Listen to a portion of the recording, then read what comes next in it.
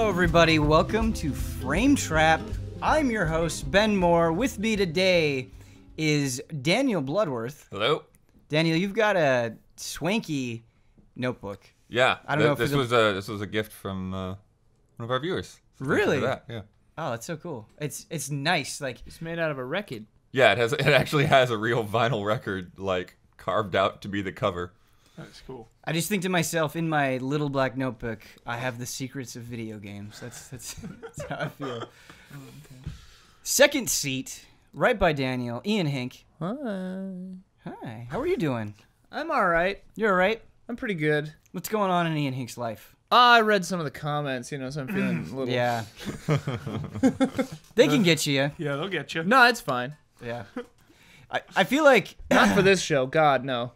I feel like I kind of go through a loop where you'll read a comment and you'll be like, oh, that's really harsh, but there's a point there, and you'll feel bad about it, and then some hours will go by or a day will go by, and then you're able to get some distance and just kind of filter out. Yeah. Well, these comments were very nice. They were just right. Yeah. They're correct. Sometimes it's hard when you're wrong and somebody else is right. Yeah. It's a hard thing to face. Yeah. Michael Huber. Hello. Hello. Gotham got renewed, man. Gotham got renewed. I don't even have to ask you a question. You're just like, Gotham. Such good news. So it's one down, Yeah. one to go. That and Agents of S.H.I.E.L.D. both on the bubble of getting renewed or not. Yeah. And I always like any show I watch, I want it to get renewed. I want it to end on their own terms. Yeah. So just waiting on that Agents of S.H.I.E.L.D. renewal or cancellation. I don't know how they would wrap up Gotham anyways. It's such a weird series. I know. That's why I love it. It's Weird. Where's the Gotham at right now in terms of quality? Top quality. Yeah. They Top just did For itself or top for itself, in the world? top for okay. itself. All right. Top for Important itself. distinction. Yes. They just did like Riddler is becoming the Riddler, and it's been wonderful. It's been. Have you started American Gods? Not yet. Although, I'll I be watched honest, 1 and 2 last night. I'll be honest, I'm not really sure I'm down with the whole Bruce Wayne arc right now. It's It's a so little weird. too far Bloodworth. out there, yeah. That is exactly why I watch Gotham, because it is bizarre. It's just a weird show. How do you make Batman bizarre? I mean, obviously, a lot of people have You have made like Batman really bizarre, but- weird moments. I always go back to this moment that I showed Kyle Bossman, like when we were working at game trailers. I was like, "Hey, Kyle, check this out." And like a guy is running away, and he has dynamite like on him. He's running away, and like Gordon comes out and says "freeze" and like shoots him in like the stomach or like belly. He wants to like stop him. Dude explodes. Bullock comes out and is just like, what was that guy packing? Just like these really weird, like slapsticky moments, What was that followed by like I- really hyper serious moment. It's just like it's all over. I the do place. gotta say, Huber, too. They've crossed the Doctor Who line now, where I can't take anyone's death seriously anymore. I know. People Somebody dying, else comes just back. died, and I'm like, my reaction is like nothing. I'm like, well, I'll see how they come back to Yeah, life. are they? You told me this line. I think it's when Gordon shoots somebody that Gordon said. My entire perception of Gotham comes from Yeah. you. What do you remember? What he said? I think it was like, what is he packing? It was like It was bullets. that. It was Yeah. that. The one I remember is "You Look Far From Home." You look far from home. Yeah, Huber was obsessed with that one. Yeah, you just said that all the time in the GT days. Well, if you haven't seen that clip, it is I don't think I've ever seen the "You Look Yeah. Far From Home" clip. I've just heard Google. you, say You it. look far from home, Gotham. It is You look far from home. that delivery. What does that even mean? He was a rich kid wandering around in the streets and the alleyways and yeah, stuff. I guess that makes sense. Whips out a switchblade. You look far from home. Does he really? Yeah, it's good. It's good. I have seen that. I think that's the only Gotham I've seen is that clip, and I don't know. Maybe I should just end there. All right. I just love it. I love Yeah. I love Ben McKenzie from the OC. He plays Gordon. Just really like him. That just reminded me of the Lonely Island Dear Sister sketch that they did about the OC like 2 years after the OC was over. So funny. The way that you approach Gotham, I think, signifies one of your best aspects. Where you've mentioned to me the The highs and lows of Huber's Gotham reports have Yeah. been fascinating because I remember when Gotham came out and you were incredibly excited for the show. Yeah. That was taking a different perspective on this universe that you love. Yeah. And then I remember some months later, you're like, it's terrible. It's Don't watch terrible, it. yeah. But you Season stuck 1, with terrible. it. You're not somebody that you're willing to see it through to the end and evaluate it. Like, just because something wronged you or was great, that doesn't mean your opinion is going to stay the same. I think it's a good quality. Shield the same way. Started terrible. They've righted the ship. Is that correct? I believe so. Yeah. They've righted the ship. I just want to watch American Gods and Fargo. Yeah, me too. That's all I have time I'm for. a little behind on Fargo. Oh my gosh, Behind on Fargo this everything. week. I gotta get there. I gotta get back. I've only seen 1 and 2 so far. You're gonna love the this. opening. Oh yeah. Mm-hmm. Sweet. Yeah, I like Fargo a lot. I love it. Fallen Tradition this season, episode 2, pretty weak. I haven't seen a single episode of season 3 yet, Oh Me too. yeah, Me too. It's good. I haven't started yet. It's good. but I will. Blood, when we started prepping for this show, I said, hey, what have you been playing? And you're like, I've got this list. I've been thinking about it. Here's what I'm going to talk about. And it was all good stuff. But before we dig into that, I want to tell the viewers and listeners, we're doing a new thing with Frame Trap. I think sometimes we get a lot of comments where it's like, hey, I didn't want to hear about this game that this person talked about, but you don't have timestamps for individual games, and so I had to skip the whole thing, and it's a little bit awkward. We're doing game-by-game timestamps. If you don't want something spoiled, if you don't want to hear about something, if you're sick of Zelda, whatever it is, you can just skip that individual thing. Bam. Bam! If you're on YouTube. No. The timestamps will be in the audio descriptions. Feels as like well. a fast food joint Yeah. in here, Ben. Order what you want. Order what you want. Yeah. Have it your way. Have it your way. Frame Trap, the fast food podcast. We're still not that. Yeah, it's just, I don't think a 3-hour podcast can be described as fast. Frame Trap is when you are looking at the menu and you see something that you think sounds really good, and then you get it and you're like, wow, they gave me, like, it's good, but they gave me way more than I wanted. Yeah. Guess I'm going to have to get a box. It took me 5 hours Yeah. to eat this thing. Yeah, that's what it is. I'm all right with it. Daniel Bloodworth, what would you like to talk about first? I'll try to remember the order at which I gave them to. I can help you. I got it written down. Yeah. Forza Horizon 3 Hot Wheels. Yeah. That's a random one. I didn't even know this game was coming out. Well, it's a DLC. Oh, It's an okay. expansion but that's the thing. It's Oh. like Forza Horizon 3 is, it's like just, big open world, lots of fields and stuff it's like, no, we're just going to do Hot Wheels. We're going to have giant orange tracks all over this like archipelago. It just, it's Blood, are there loops? I was not Yeah, expecting there are this loops. There are excitement. loops. There are corkscrews. There's like sounds all kinds amazing. of craziness. Wow. It's like Trackmania or whatever. Kind of, yeah. Kind of like, or not, like it actually, like it's been reminding me of F-Zero a bit as well, just in some of the track design. So it's a 10. It is crazy though, getting used to, because it's still Forza physics. So it's like you have, semi-realistic physics on these crazy tracks. And I think the other thing too that's different is, like when you have those actual like orange Hot Wheels tracks, like to keep the car on the track, like it's like one car wide.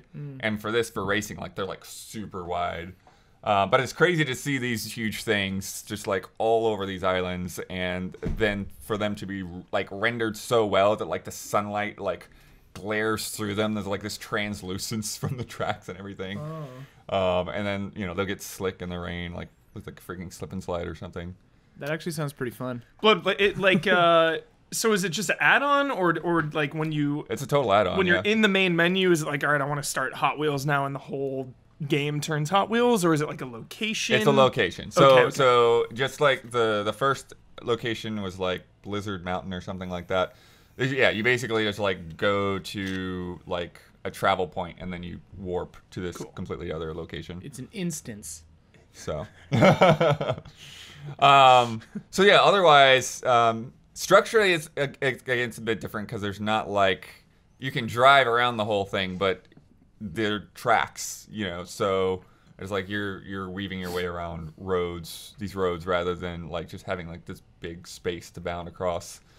And there's a little bit of like space on the island where there's some hidden the billboards and stuff that give you XP and that kind of thing. But it's mostly on the crazy tracks and loop-de-loops. There's one that like goes up like the side of a mountain, kind of wraps around it, and then back down. That sounds so fun. That really sounds fun. Yeah. God. And then they have the spinner things, the boost things. So you drive across them and you just like launch, because the game doesn't have nitro or anything. So rather than adding like a nitro, Yeah. they added these spinners. So did they add Hot Wheels cars to the game? Or Yeah. you just So doing I've this with seen your about car? 4 or 5 Hot Wheels cars. Oh, okay.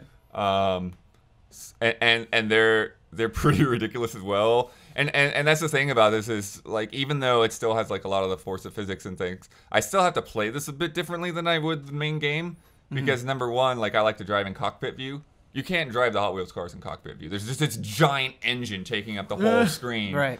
So have to pretty much play in third person or from like hood cam.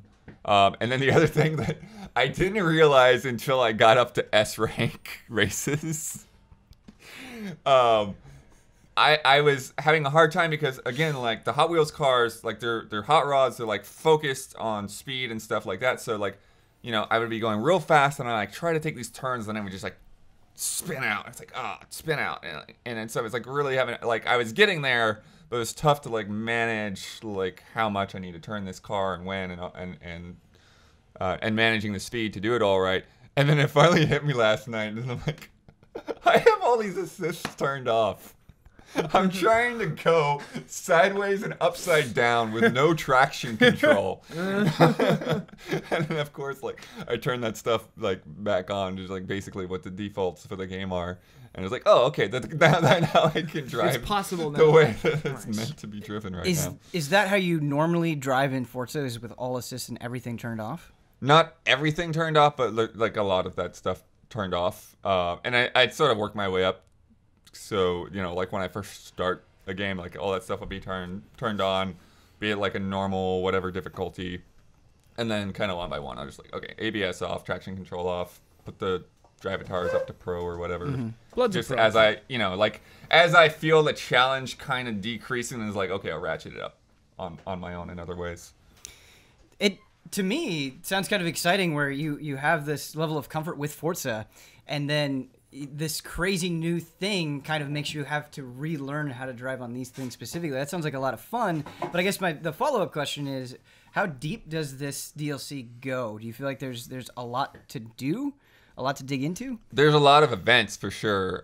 They're not that out of the ordinary, I wouldn't say. It's just, it's the courses and stuff themselves, like they're but there's drift events, which drifting is going to be different on these crazy weird tracks, and there's big jumps, of course, and then there are just a lot of different races, and it's really it's really just about like the course design. It's just such a cool match that seems perfect, but also really weird. And I'm just and trying they kind of make fun of it and stuff as well, because it's like. There's like some, there's radio DJs that like comment back and forth between songs, and they were saying something like, it's like, yeah, we turned to Hot Wheels, and they're like, well, what, like how, what? It's almost like, what's the context of these giant orange tracks or whatever? And they're like, it's like, well, how about you like rewinding time? And then like the person is like, what do you mean rewinding time? Like it's almost kind of like it's making fun of itself, but like also trying to like keep an internal universe going on. That's pretty. I was on board with just the Hot Wheels aesthetic, but you saying that their entire these narrators, their entire concept of reality is unraveling. That's a totally different hook. They're like slowly Weird. going insane. Yeah. awesome. That's fantastic. I would love if they had a conversation that sort of a Toy Story thing where they're only active while you're playing it, and they start begging you don't go away. Are you gonna stream this? Yeah, by the time this goes up, I've already streamed it. Okay. But yeah. That's gonna be a good stream. One of the I'm challenges, and where you pretty much like are forced to use rewind, is like some of the jumps, because like you just hit a jump and you won't even see where you're gonna be landing, and so if you're not like perfectly straight on that jump, you're just gonna fly off. And there's a couple of turns like that too that are almost like the F-Zero X like randomly generated tracks where it's like, all right, here I come around the turn, everything looks good, and woo, off the track. When you use rewind, how do you feel about it? Do you feel like? Do you feel disappointed in yourself that you've used Rewind at this point with your level of experience? Are you cool with it? You just want to learn and get better? Like, what is the mental state when you hit that button to go back in time? I mean, with this, it's just, like I said, it's just sort of a consequence of like it being crazy and yeah. Sure. Yeah, try not to abuse it too much, but it's like, it's one of those things too where it's like, it's like if you make a little mistake, okay, no big deal, but like, yeah, if you fly off the track, then like, your options are either to rewind or just to start the race over, and I kind of go back and forth on which of those I pick. When I played Forza Horizon 3, my mental process would be the first time that I used rewind, I'd be very disappointed in myself because I would say, all right, don't use it during this race. You got it. You're a champion. By the 5th time I was using it, I was just like, no, this is fine. It's nice that they included this in the game. It's a mechanic. Yeah, it's a mechanic. It's fine. Why would they put it in the game if they didn't want me to use it? You just sort of rationalize it to yourself the more that you rely on it. Blood, what else do you have for us? A couple that I did reviews for that was really refreshing because they were like basically 1 to 2 night games. First was Little Nightmares, which I'm still trying to get Huber to do a blind playthrough on. I know. I'm really excited to talk about Little Nightmares. I finished it as well. Yeah. And when we first saw this game was like for a trailer score or something like way back. It might not have even been trailer score. It might have been Let's All Go to the Trailers. It was called Hunger, which may have been a better name. They say that there's other themes that they weaved into the game, so whatever. But yeah, so I don't want to go too deep into it because Huber hasn't played yet. But it's just like the world design and the character design, and just kind of also like sort of like Limbo or Inside. Like audio is such a big thing into making that work. And one of the angles I took in my review, which I think is really interesting about these games, is that they're not entirely horror games. They're not like the scariest things in the world, but they get across that feeling, even though like they're very distant side-scrolling games. And I think that's interesting that there are other ways of doing that other than just like putting some guy like right in your face with a knife or something, that you can make people feel vulnerable in different ways. Yeah, I don't think there was ever a point in Little Nightmares where I was scared, but I was definitely anxious a lot. And I think a big part of the reason why I was so anxious is how they use scale. You are this tiny, tiny, tiny little thing, and multiple times throughout the game, you are the enemies that you're facing are just towering above you and are so much quicker than you. And even just the animation when they snatch you up and eat you or throw you in a stove, because of how big they are, it's like they could just make you explode with their hands, and that in and of itself made me anxious for sure. I do want to ask you a question. A lot of people are writing this off as just, it's a scarier Inside. And there are certainly comparisons to be made by Inside, but I don't think that does enough justice to the ways in which Little Nightmares is different. Do you agree with that? Yeah, because I think it's definitely more. Well, for one, like Inside is completely 2D, whereas like Little Nightmares, it has like a 3D element to it and depth, and there's a little bit more. Well, I mean, yeah, they both have their own sense of puzzles and stuff, but like, there's a little bit more gaminess, I think, sometimes in Little Nightmares. Yeah. To where like you literally like have to like figure out how to get a key and take it to a lock. Yeah, or how to defeat a boss. Yeah. Yeah. And so, I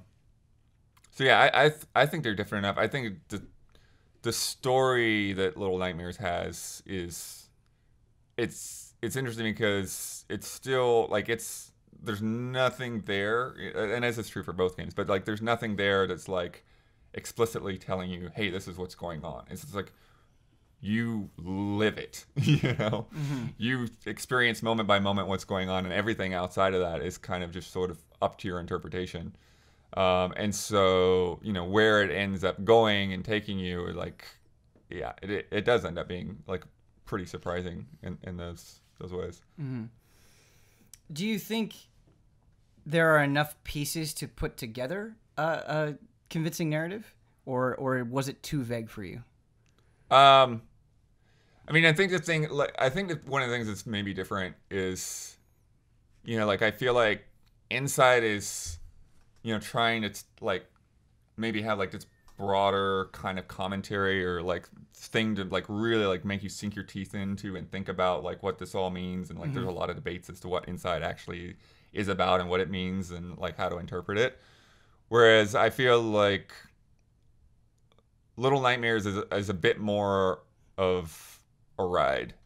It's like you're experiencing this. There's not like, I don't feel like there's this huge, mind-blowing thing to think about, but it's just like, oh wow, that stuff was like super interesting. I didn't see, where that was going, kind of thing. I'm trying to be vague because Hubert's here, but Sure. You're doing a great job of being vague. Yeah, you don't want to ruin the best moments of Little Nightmares. Well, like, I won't call them by name, but I saw somebody put a Twitter video up that was 2 minutes of basically every spoiler in the game. Great. What a good thing to do. It's like, Little Nightmares, it's so creepy. Here's the whole game without the like build up to any of those moments. The sections of Little Nightmares I thought were, the ways in which they were different were really cool, because you start out dealing with kind of a single threat in that first section, and then how that evolves and the way that they change those threats I thought was interesting, and to the point where like every new section it didn't feel like Little Nightmares was one idea that kind of evolved. It felt like here are a bunch of ideas that make sense together and are all presented well enough that I played that game in one sitting and I didn't intend to do that. I didn't think about it. It's just like this is a great length. It doesn't feel like there's any filler. It's just a very densely packed thing, which I appreciate. How long did it take? I think it took me about 4 hours. Yeah, it's like 3 to 4 hours. 3 to 4 hours. Yeah. I gotta play it. Yeah, I think both of you. Yeah, I think you both dig it for sure. Would like it. I do feel like it could have possibly used like one more section, like before the last. Like you're saying, like you didn't expect to like really like, oh, that's the end. Yes, that's what I want to touch on. Again, I'll be vague, but the last section, on one hand, was really cool and my favorite, and on the other, I was surprised at the abruptness and how little was there. But it very divided on it. Maybe when you guys finish it, once we get some more time. Life is never as long as you expected. Yeah. Cool. What else you got for us, Bloodworth? This will be probably a bigger discussion. Is what remains of Edith Finch? Because we've all finished What Remains of Edith Finch. Yeah. Yeah. We've all finished it. And again, very similar that, like you can sit down and you can play through this game in one go, pretty easily, I think, and see it all. Which I was surprised in my review, even though I didn't show all that much of the game. Somebody was like, I didn't see that part. Like, really? Yeah. So you can just sort of walk by elements of this game, and I suppose there's one bedroom I can think of right now that you could just skip. Yeah. Before we get any further, Blood or Ian or whoever, I do think would be good to kind of frame for sure what this game is, because it's. Also, is it important to say that like, if you haven't played it yet, I think the less you know going in, the better. Yeah. Right. If you intend to play it, just go play it. Yeah. Go play it. Pause us, take 3 hours, play it, and come back. For the people who aren't sure, I do think maybe framing how it's structured, what it's about would be good. And then, but that's basically where I was at with it. Like I'm sure I've seen like a trailer or something before, but really going to this game, like all I knew was that it was the new game from the people that made the Unfinished Swan, and that was the extent of it. Which was enough for you. Yeah. I was curious. I was very interested to see what they would do next. And so basically you are playing primarily through the eyes of Edith Finch, who has just inherited the family home, like that's gone through generations. and you're walking back through the home, and it's sort of been sort of like eccentrically preserved for different people's reasons they had for each of these rooms being preserved. So every room is a different relative's story, and so you walk into the house, you sort of figure out, because a lot of the rooms again have been sealed up for reasons you'll learn, and so you kind of have to find like these secret passages in the house to get to each room, and then in there you'll not only see like all of this stuff in the room that tells that person's story, but there will also be a note of some kind, and then that note will actually transport you to that person's experience, and you get their story firsthand. Yeah, you play like a little vignette. Yeah, And all have different gameplay. And they all have pretty much that's the different thing is like gameplay, they all have different gameplay. So, which is pretty awesome. yeah, 2 of my favorite video game moments of 2017 are in What Remains of Edith Whoa. Finch. 2 of the stories. Which two? Are we like spoiling that? I mean, you could say the names. Say the names. I don't the remember characters. the names, but it's like the actress, The comic book and the cannery. the comic book actress. I love the cannery, but I loved the one. So I love the actress one, obviously, and then the one where you're on the ship as like a little. Oh, yeah, okay. yeah, yeah. Like that was the first one that I did. I want like an entire horror game built around Yeah. that. I want to be that creature and like eat people and evolve and stuff. And people were kind of comparing it to like the Darkness a little bit, Sure. a little bit. I can very much see that. Yeah, totally. I get Yeah. that comparison. Darkness is cool, but like there was just something about the way this moved and just sucked people up. That's what I love about each vignette has Snake-like. like totally different controls usually. yeah. Sometimes And to the that's point why where, like that's what's like you want to stay away from spoilers, because Yeah. like figuring out Yeah. what is going on and like what you can do in each moment is what that's what I was really makes gonna part say of is this game. like a really fun part is like sometimes like there's a control element on screen and you don't realize that you're supposed to be doing something for a little bit, and then you're like, oh, I can control that. Yeah. Like stuff like that happens. It's really cool. When I streamed it, I don't usually think of like, oh, this game would be fun in VR. This game would be fun in VR. But like when I was streaming it, a lot of chat was saying, wow, like this game in VR would be really cool. Just Yeah. like opening up hidden like rooms in the house, Crawling into these passageways. Yeah. Sure. I don't know, just like being on that swing. playing this on my Yeah. PC. This happened to me with Gone Home too. Something about these two games made me motion sick a little bit, which is weird because that like almost never happens to me. But Yeah. Gone Home and this made me motion sick. Maybe because I it's powered like through 'em. so realistic or something, the way you Yeah, walk. or maybe I just wished I looked like 3 separate times if I could change the field of view on this game, because it was making me feel pretty nauseous sometimes, The which is weird. how different the vignettes are is definitely a strength, but I think how those vignettes change in themselves is surprising. Yeah. Specifically with the cannery, how that evolved over time. I was like, oh, okay, I get what I'm supposed to be doing here. And then how that finished, I was like, whoa, okay. And this it's took a completely different direction. What I love about it, I mean, this is what I'm always talking about, is that it's not just, hey, this would be fun and weird. It's narratively driven. Yeah, like that was my- especially in the cannery. It's like this is progressing as the narrative does, and it's so cool. Oh my god! Yeah, chills. I Chills from the completely cannery. agree with you. That was my next point. Oh, sorry, And yeah. and why? No, don't be sorry. And why I think I like Edith Finch even more than Unfinished Swan, and Yeah. why Edith Finch stuck with me is you have all of these crazy vignettes that are different stories with different characters that have different gameplay elements, but how each new person you learn about adds to this collective family. Yeah. How well it's narratively tied together. The fact that you have kind of this mother that is a constant presence Yeah. and part of so many of the other stories, it feels cohesive in a way that I think gives it so much more strength, for sure. Yeah. Well, there's also this, this interesting. It's not even a disconnect. It's because I think it's a contrast that complements each other. Because it's like you're in these moments, and I think the one with the baby in the bathtub is a good one. You're like utterly in awe. You're fascinated by what you're seeing and what's happening. And yet at the same time, like every one of these stories has sort of like a tragic side, and you even when you see them coming, it's like this is amazing, but then like, oh my gosh, this is just like really, kind of Sad. dark and sad, and it's just like having those two like sides of your brain lighting up at the same time. It's pretty. That's such an interesting yeah. point, Bloodworth. Yeah. The thing for me that I thought was really cool is you're experiencing all of these tragic stories. The Finch family is tragic. All these people have died terrible deaths, and you're kind of trying to figure, the whole mystery is you're trying to figure out what happened to them.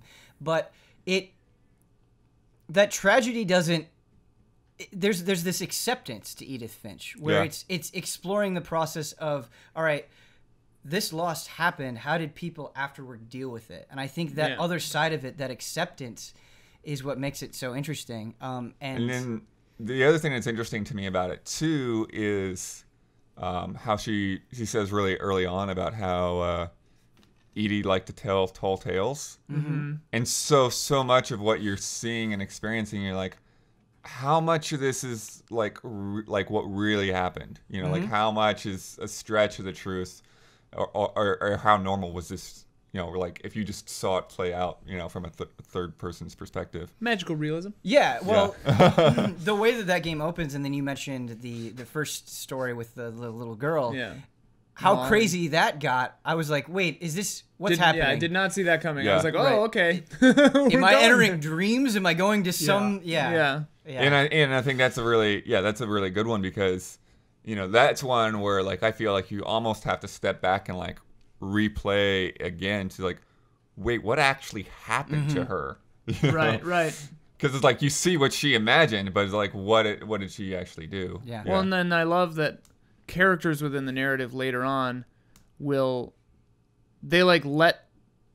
people own their own truth, kind of like, like Edie just kind of like believes these stories, to a certain extent, or like allows that to become the narrative, the history that's told, I mean, it's something that you were saying about acceptance and stuff, because like, my mom died a few years ago, and so like I was coming into this game with that baggage, and like I was like, definitely, like I had my defenses up. I was like, all right, like don't break down playing this game, and it kind of the opposite thing happened for me, is like, because the way that the characters deal with death and stuff is similar to how I do, I think. And like, just that acceptance and like kind of just bare naked truth of it. I really respect that, how they did, because they respect it. Like they don't trivialize it, but they also they're not super maudlin about it. They're just like, hey, yeah, people die. This is what happens. Yeah, and they show so many different perspectives, which is why I think it is so respectful and so relatable. And again, talking about that mother, like she is clearly having a hard time dealing with it. Right, the ways in which she's sealing these rooms, she's trying to keep her daughter away from it. And then you have different relatives speaking fondly about this person, where it's like, well, yeah, they died, but they died being themselves. And whether you're accepting it or trying to resist it, the fact that all of those different elements get explored is important. And it'd be a very different game if you played as Edith's mom. Yeah. Yeah. Like, because Edith kind of just has this, acceptance about it, because the narrative of her whole life is like, yeah, our family's cursed. Everyone just dies crazy deaths. Well, with her, she's just trying to understand what's happening. Right. Because she doesn't have family members to go and talk to about it. Yeah. So she's kind of coming at it from this investigative angle, which I think really helps you as the player appreciate these different stories. And the way that all the stories progress on the whole is just so well done. Yeah. I really like it. I think people should play this. Play What Remains of Edith Finch. Yeah. The hunting one hopefully is you really cool. played it before you got to this point. Super intense. The hunting, thinking about like them not wanting to, or the daughter not wanting to take like the deer's life, and how that all plays out. Oh man, the end of that one, is holy just God. Yeah. That one was like, I was like, whoa. Too intense. Yeah.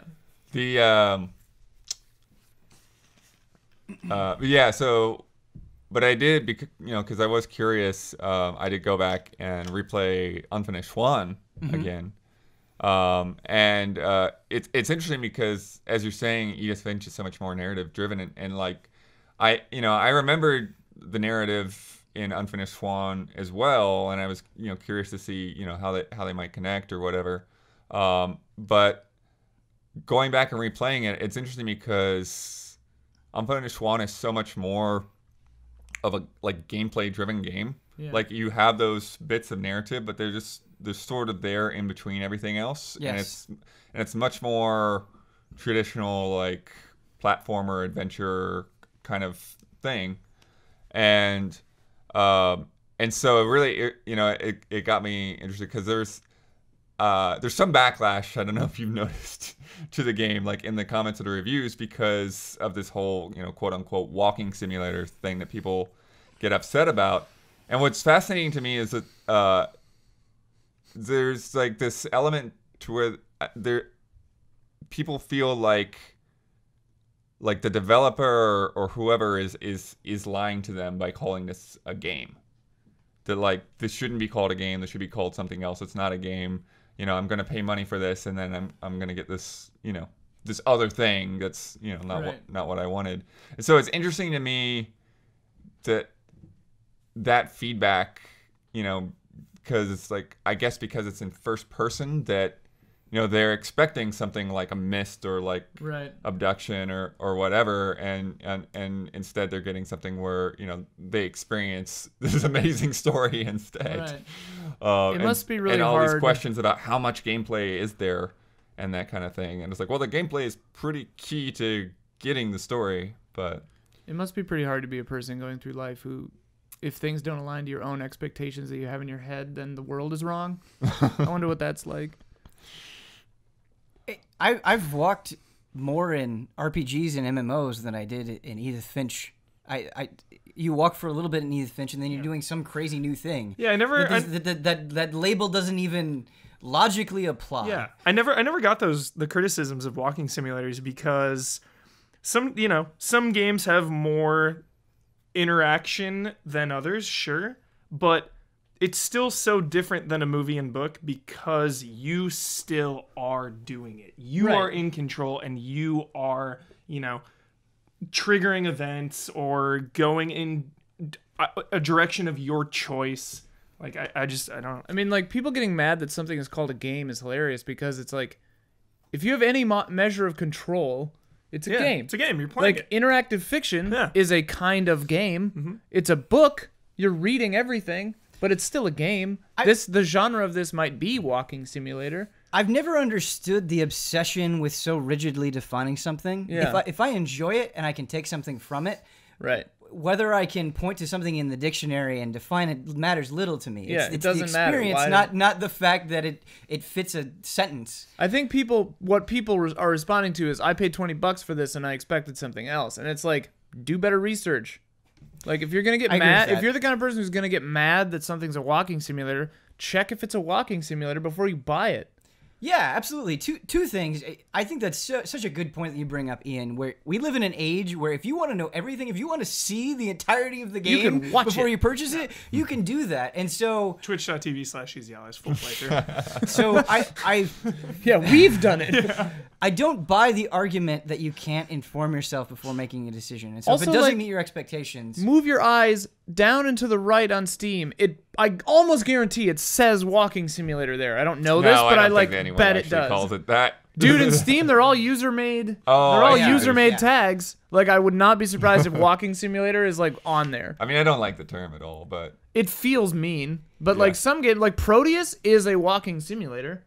Mm-hmm. Like, you just walk around. What's the one where you're in the town? No Man's Sky. That's a space walking simulator. You're in like the English town, the European. Oh, you're talking about Everybody's Gone to the Rapture. Everybody's Gone to the Rapture. Yeah. That's a walking simulator. Yeah, I mean, I feel like it simulates walking. I feel like that and Dear Esther are probably like the most extreme of that because you really do just there isn't any other interaction. Yeah. But I still feel like when you walk into a house, like you can look around, and that it is a game. That matters. That matters. Well, it especially matters in Edith Finch, where there's such a density of stuff. The amount of time they spent creating assets is just insane. And I feel like a lot of times level design is incredible. The words betray the truth there because you can just say all you do is walk around. Maybe that's true, but that doesn't encompass the visual aspect. What are you seeing as you're walking around? What are you hearing? That stuff is important. That stuff is part of the moment. In Edith Finch, you don't just walk around. No, you don't. But oh man, I'm so. All right. I think it's totally fine to not like whatever you don't like. Right. If you don't want games like Edith Finch or Proteus, you are absolutely entitled to that. Just don't play it. Don't make it everybody else's problem. Right. That's the part that I don't understand is why, if you care about video games, why would you not want video games to be more diverse? Why wouldn't you want them, even if they fail, why wouldn't you want them to try new things, new formats? How is that a negative thing? People are terrified of diversity, Ben. Clearly. Well, I mean, actually, I can have a similar pet worse? peeve when people call like things that Nintendo tries as gimmicks, like outright, like just write off motion control as a gimmick. And I'm like, it wasn't everything that we'd hoped it would be, but there are actually interesting uses of motion controls. Like people have done it right and people have done it wrong. Yeah. And it wasn't just like, this flash in the pan thing. And as we're seeing now with VR, motion controls are pretty important to that. Yeah, right. It led to the touch controller. Yeah. Like without the Wii, I bet the the DS, like using a touchscreen is like, touchscreen is stupid. That'll never work for games. Well, it's funny that even Nintendo themselves have done amazing examples of motion controls and pretty bad examples of motion controls. Even themselves, like even in Zelda Breath of the Wild, like the motion control is not great sometimes. Oh yeah, have you done the horseback targeting challenge? No. That sounds awful. So like trying to hit every one of those balloons, it becomes super frustrating because it like loses the center the like farther you get through the challenge, and I'm like, I'm timed right now, I have to reset. If you're not using the Pro Controller in Zelda, trying to use I do have the motion controls on for aiming arrows because I do think that actually helps, but like trying to do those like shrines that use motion controls, I was trying them at first because I was handheld moding it. And then eventually I just like put my Switch on the table and used my Pro Controller because I was like, oh my god. Talking about Zelda now? Well, no, we were just talking about I don't think so. Yeah. Not yet. Just using it as an example. Coming up. Yeah. Yeah, just kind of, it doesn't have to, like, having different types of games. Like, I've always been interested in super dumb, weird stuff. I have, all 3 Japanese versions of Donkey Konga, It's just like, and I have the e-reader, just like. Love it. Just, I kind of revel in people pushing the boundaries of what a game is. So, yeah, this kind of thing is always interesting to me. And I guess, if anything, I can understand by people, maybe being a little turned off by, like, this becoming a genre. Like, now it's, it's just something that people... It's not really necessarily new anymore. But at the same time, I don't see like this kind of negativity thrown at like Japanese visual novels. Right. That is way less interaction. Games being so different from each other makes me love them more. Absolutely. And that's the way I feel about movies too.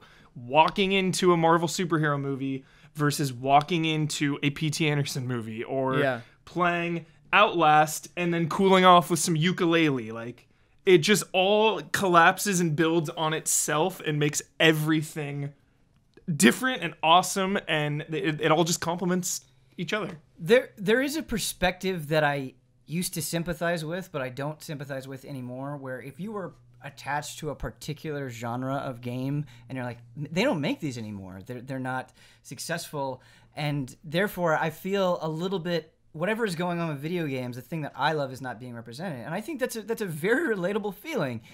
You want what you love to continue and to be prosperous. But I think about it now, and it's hard for me to find a genre where something isn't happening. Right. You like... Someone on Itch.io is making it. Well, right. You like Quake? Go play Strafe. You like, you know what I think of, though? I think of Resident Evil.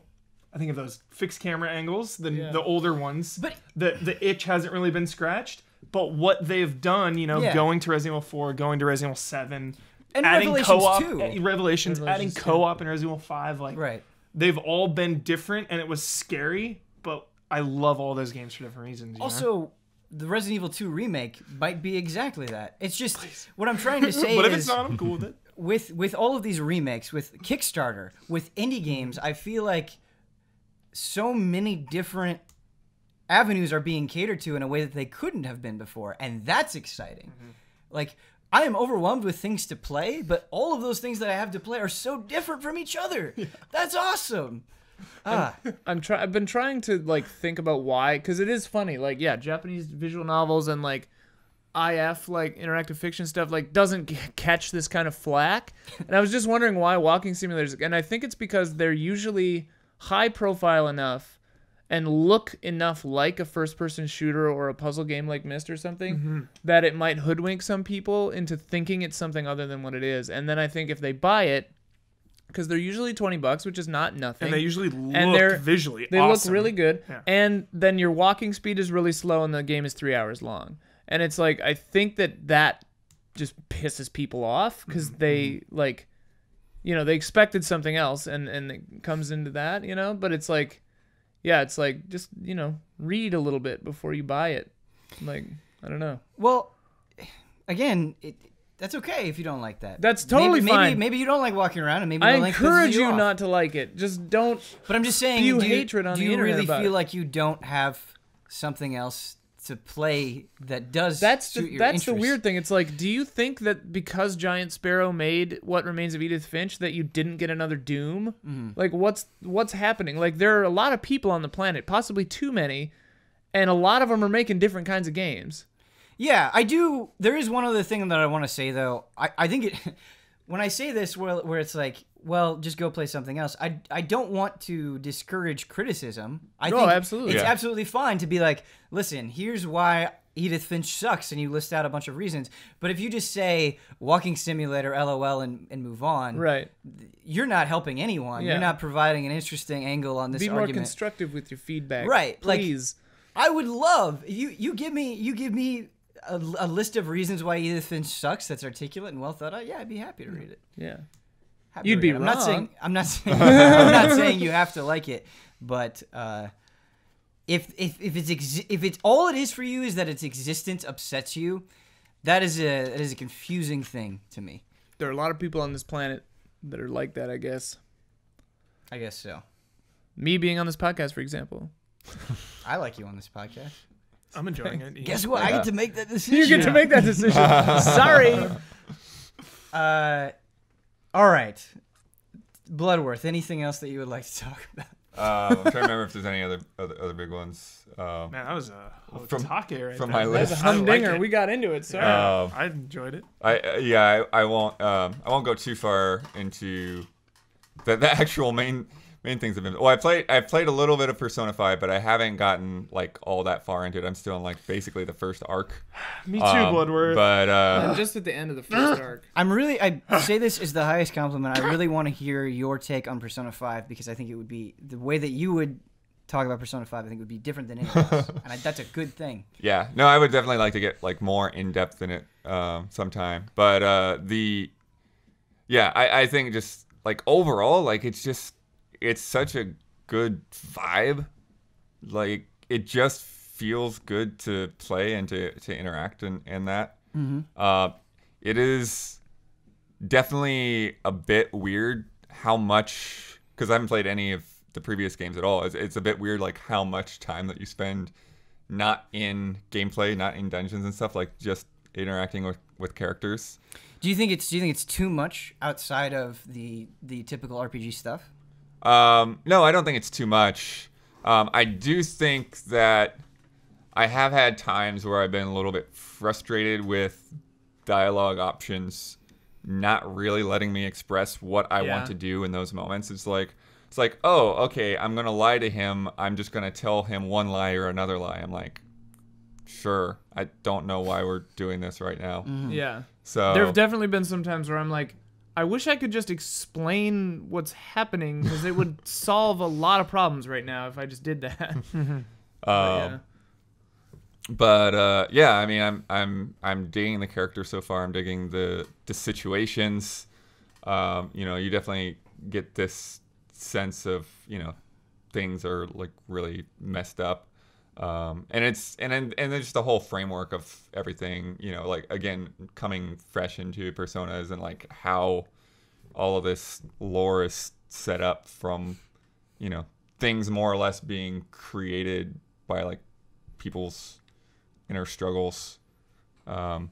And it's like how many different forms of things can be made by your emotions and your baggage and all of that kind of thing. It's like okay, it's like we got castles and then we got shadows and we've got personas and it's like okay, how do all of this come to be and interact? I also thought it was really like when I did my first demon negotiation, it was really, I mean, and then, well, that's the funny thing too, is you keep calling them demons. Like, they never used the word demons in this game. Okay. The reason for that is in other Shin Megami Tensei games, they are demons, and sometimes they are shadows, and they are the same, like, Pixie is referred to as a demon in this game. I can see that. I mean, they're actually the same creature. But like the lore behind what makes that is very different. That's true. Because it's interesting because when you like negotiate, the first time I negotiate, or maybe it wasn't the first time, but one of the characters I negotiated with, it's almost like you're waking them up. And you're like, wait, why am I fighting for this guy? I'll come help you. You know, it's not necessarily like, you know, like. Yeah, it's not like a demon negotiation to me so much. It's just like knocking this character out of whatever stupor they've been in. So it's just it's a lot of interesting things trying to digest that, and I've been sort of like writing down like more in-depth thoughts as I've gone along in this notebook. There are a couple of points of question. You talked about kind of settling in this place and how you were enjoying the vibes. What aspects of the game specifically do you think are making you enjoy the atmosphere of the game? Well, I mean, yeah, obviously, like just the style and the music and everything involved there. And unlike you guys, like I haven't been that into anime or anything lately, so just like kind of getting back into that kind of style. And I'm playing with Japanese voices and so I just haven't been around that kind of entertainment for a while. So it's just nice to kind of settle into that feel and, you know, that expressiveness from those characters and voice actors. And then one of the early things that like really struck me was in the beginning when you're going through the subway stations more manually and like going to the school for the first time. Yeah. And like getting so lost in those subway stations, like I really have in real life in Japan and Germany. It's like, where am I? Wait, I thought the sign said to go there. Where am I now? And like, okay, turn around. Okay, got it. I was so terrified they were gonna make you do that every day to get to school in that game. I'm like, the sim aspect of that would be really cool, but oh my god, it'd be really intense. You also talked about the game making it pretty clear that it was getting heavy early on. Do you think those heavy elements were well represented? You thought what they were exploring was interesting? Like, how did you feel about it kind of as you were going through it? I think it's interesting because, you know, there is sort of this, it's weird because it's like this cultural perspective when I'm not part of that culture, in which, you know, everyone is basically being told to like put their heads down and not pay attention and suppress this, don't speak out about it, you know, and like, you know, and just trying to fight against that and say like, no, this is right, like this shouldn't be happening, you know, and that making you an outsider. And I, you know, and it's interesting because it's like, if that's like an everyday part of that culture, I can understand like this whole idea of like having this like inner rebel that like has to come out and just like fight against, you know, society and the powers that be. So it's, you know, I have a long way to go. Obviously, I'm just very, very early on, but it's interesting to, you know, kind of process those things piece by piece. Sure. You bring up a point that I agree with completely, where your group recognizes that bad things are happening and you strike out against it. And for a very long time, you are not popular for that. I love that in the loading screens, you see all the nasty things people are saying about you online. For coming out and trying to do the right thing, you are persecuted for it. And I love that, because you think about so many RPGs, and specifically so many Japanese role-playing games, where you are just the chosen one. Everybody accepts it. No one questions your divine path forward. And so it is nice to kind of not be beloved and actively hated for doing the right thing. I think that's a lot more relatable. I just love that it gives you so much to think about, whether that's gameplay, combat, or relatable characters and all of the conversations that happen. It's just every second I'm playing Persona, I'm thinking more than I usually think when I play a video game. And it's not, I'm not like relaxed, but I'm in like this zen-like state when I play Persona. It's just so absorbing. Yeah. So, are you saying that the mechanical aspects, the fighting, the exploration, everything that is satiating you as much as the themes being presented? The characters, all that stuff. It's this perfect balance of like Bloodworth was saying. It's like, whoa, it's pretty crazy how long you're in like the real world talking to people. And I love the balance. I love that I'm getting both of those itches because, you know, when it's time to go into a dungeon and get some sick turn-based combat on, I'm ready to go. And then when you come out and you just talk to certain people and they're telling you their stories and you're, you know, thinking deeply about them, it's just equally as rewarding. How important do you think choice is in that feeling of satisfaction? Because you are choosing who you spend time with, because you are choosing where to go during those free moments where you're not exploring palaces. How much is that a factor? I love the idea of bettering yourself within Persona, bettering your skills, like leveling that up is so... It's just relatable. It's like real life. It's like, all right, I need more knowledge. Like, I got to study. I'm sorry. And like ditching a friend or saying, yo, I can't hang out. Right. Like that makes me as a player feel guilty that I'm shrugging this person off. Like, hey, you know, sorry, I got to do other stuff, or hanging out with someone instead of someone else, or, you know, putting off your studies and not getting, you know, more knowledge for certain things. Just all of those choices, I think, make up and compensate for the dialogue choices. In a way, I think there's still a lot of choice in that sense. So the one thing, kind of what you were saying, Blood, that took me a second to kind of jump into, because Persona 4, you're in this nice town and everyone's kind of into you all like automatically. Like everyone seems like a decent person, and then you kind of discover the darkness underneath. And then we were talking about this before. Like this one, you're in the city, it's grittier. Everyone's kind of standoffish and kind of a jerk for a while. And then also like I don't know if it's a cultural thing or like what if I was having like a culture shock thing, but like this kid like was sent away for doing, to me, what seems like black and white, the right thing. And but in this world, everyone's treating him like a pariah, for like an outcast for this, for basically being a hero and like protecting someone.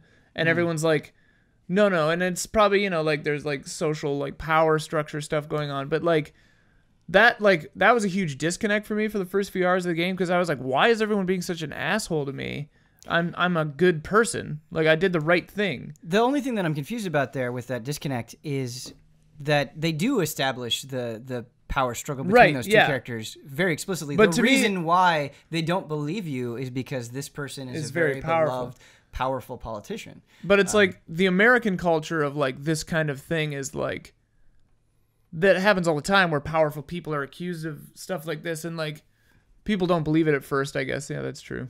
But like it's taken very seriously. Whereas in this world, it seemed as though they were just like, oh no, this guy's powerful. He's totally right. You're a criminal. Go to a new school. In America too, you can just like pay someone off. Yeah, that's true. That's true. So I guess it's not that different. It's just because I knew he did the right thing, and I was like, blast it. Why doesn't everyone else see that I did the right thing? But I guess that's the central kind of conflict. I'm exactly 10 hours in. My save game is 10-0-0-0. Nice. So whoa. Yeah. You're a witch. I got a long way to go. I'm like 15, I think. I haven't started the second palace yet. I can't wait to get back then. Yeah, that's good. There's one other question that I had, but it's slipping my mind. You were talking about bettering yourself. Yeah. In Persona. Totally. So when you are going and you're making the choice of, well, do I want to increase my social stance? Do I want a little bit more charm, knowledge, so I can unlock more things? Or do I want to make a lock pick? Right. Instead of hanging out with someone, I'm going to make lock pick or make some coffee. Making lock picks, dude. Like, when you're making those decisions, and this is what's so fascinating to me, how much of that are you treating sort of in a game-like fashion where it's like, I'm going to make this decision because I want to unlock or buff up this thing or whatever, right? Just purely numbers. Versus I want to do this because I like it. I like the way that it feels. I like this character. I want to see what's going on with the storyline. What is the schism there? I am 100% all in on character relationships. Like, if I can hang out with someone, I'm in. Yeah. It's all guilt-based for me. It's like, I will feel bad if I ignore Ryuji, even though my bond won't strengthen, and we just ran yesterday. Like, I'm going to make him feel sad. He needs me right now. See, these pretend people are going to be hurt if I ignore them. Yeah. I love this because it was more of a 60-40 for me, where I would say about 60% of the time I was doing something because it's like, oh, I really want to spend more time with this character. But the other 40% of the time, it was because oh man, I really need lockpicks going into this dungeon. Or, oh man, I really want to raise my stats so I can unlock this confidant relationship. Right. And what I like about Persona 5 and what I think it does so much better than previous Persona games that had this social aspect is that the rewards are really good. A lot of the confidant relationships that you're exploring, when you get to a certain point and you unlock that thing, it completely changes how your day progresses or how certain things in dungeons progress. And it just feels so much gameplay mechanics sometimes. Right, and Crazy. so I like think that. I remember like early on, like one of the things, like I answered a question correctly in class and I got some kind of stat boost out of it. And like, cool, like that makes me feel real good. Yeah, I love the way they react too. Like, whoa, we got it right. Maybe he's not such a weirdo. God. Every time I get a question in class wrong, I'm like, God damn it, no! It's just Like, it's so well written, you know. And I think of Persona 4, and I think of these full-bodied characters that have, you know, their own motivations. They feel so real. Yeah. And that's just the way it is. Like, Nanako felt like a sister to me when I played Nanako. Persona 4. You know? Nanako. And again, I'm only 10 hours, but I already feel such a strong bond to Ryuji and to Sojiro. Yeah. Love Sojiro. Yes, Hearing him talk about coffee, he was like teaching me how to make coffee. I legit went and made a fresh cup in my house at that moment. And he's just like, yeah, don't let it cool because it'll affect the taste. And I'm just like, gotta drink this hot coffee. Animal Crossing was like that too. With Brewster, it was like, it's the perfect temperature. Yeah. You try to say, I'm gonna let it cool. It's like, no, you don't. No, you don't. You talk about Persona 5 being so well written, and I do think in a lot of cases the situations that it's presenting and how it's treating them is very good and refreshing in a way.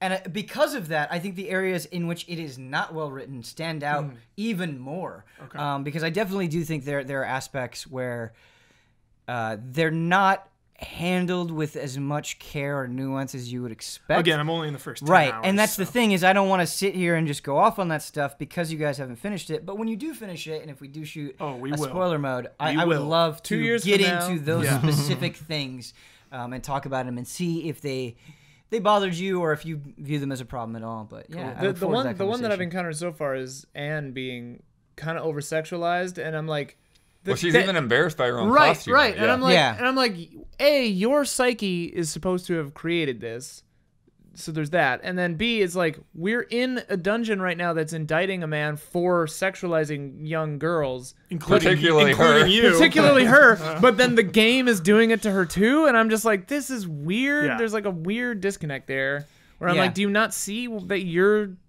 the guy right now? It's funny because the end of On's confidant relationship bothered me way more than that stuff. Really? I'm curious for you to get to that point. Honestly, I don't the way that it's find her written. interesting enough to probably get that far. Sure, because the way that we talked about this on the last Frame Trap, but the way that I read that whole scene was, it was kind of a kill situation for me, where it was like, I'm embarrassed by this but I take ownership over it. I accept it. I assumed that was the idea. Right, which made it work for me, but does it actually get there though? Like, does she own it? So I think it gets there in that thing, but then like I said, in that confidant relationship, they introduce new aspects. So she wants to become a model, and it's something that she wasn't taking very seriously before. and she decides to start taking it seriously. But the character that they introduce to further that story along, I think the way that Ann handles her is really weird and very bizarrely written. Again, I don't want to ruin it for people. Well, that's intriguing. Yeah. Maybe I'll check it out. Again, maybe another thing that we can talk about when we get to that I just spoiler love mode. that.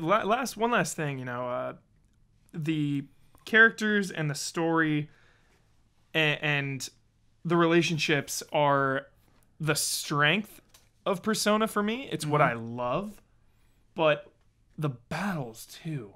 Yeah. I just feel like the battle system itself is so solid and so engaging, and it makes you think on every single turn, and it's always a struggle. I'm playing on just normal, but it's always so... You always have to think a couple steps ahead and plan your attacks, and I just love that it is so solid and such a great foundation that it complements, the strength of the game, which is Do you often kill the monsters, or do you try to negotiate? I'm almost 100% negotiation. Yeah. Like, I almost never kill monsters. Give me your money. Yeah. Give it. Economy. Yeah. I I'm try to all get about the items cash. usually. Yeah. Yeah. Great combat. And just the dungeons, too, is such a step up from Persona 4. It is the dungeon designs are mind-blowing. way better. Unbelievable. We can't go back. I know, sorry. No. I just meant with the dungeons. Oh, yeah. design. Yeah. And like the cover mechanic and zipping between cover. Cover and sneaking up on enemies and getting attacked, like ambush attacks, and even having to find different keys in the first dungeon. I was like, whoa, this is awesome right now. Yeah. So it's cool. Yeah. Great battle That's system. awesome here. Bloodworth, is there anything else you want to talk about real quick before we move on? Just to breeze over, because everyone else is past me and farther than me, and etc. And we've talked about it way too much. Probably is the thing I've actually been playing the most is Zelda, and I've been playing it like a complete weirdo. I still have half the map that I haven't opened up, and yeah, I've just been like Lewis and Clark or something, like surveying like practically every mountain and stuff. Lewis and Clark. That is a series right there. So Bloodworth and Clark, or so I think he's like, this mountain has. So I think I description literally of spent like 80 hours just like Kakariko Village down through the Hatano region and then the Faran region and then what I call Horseland at the bottom.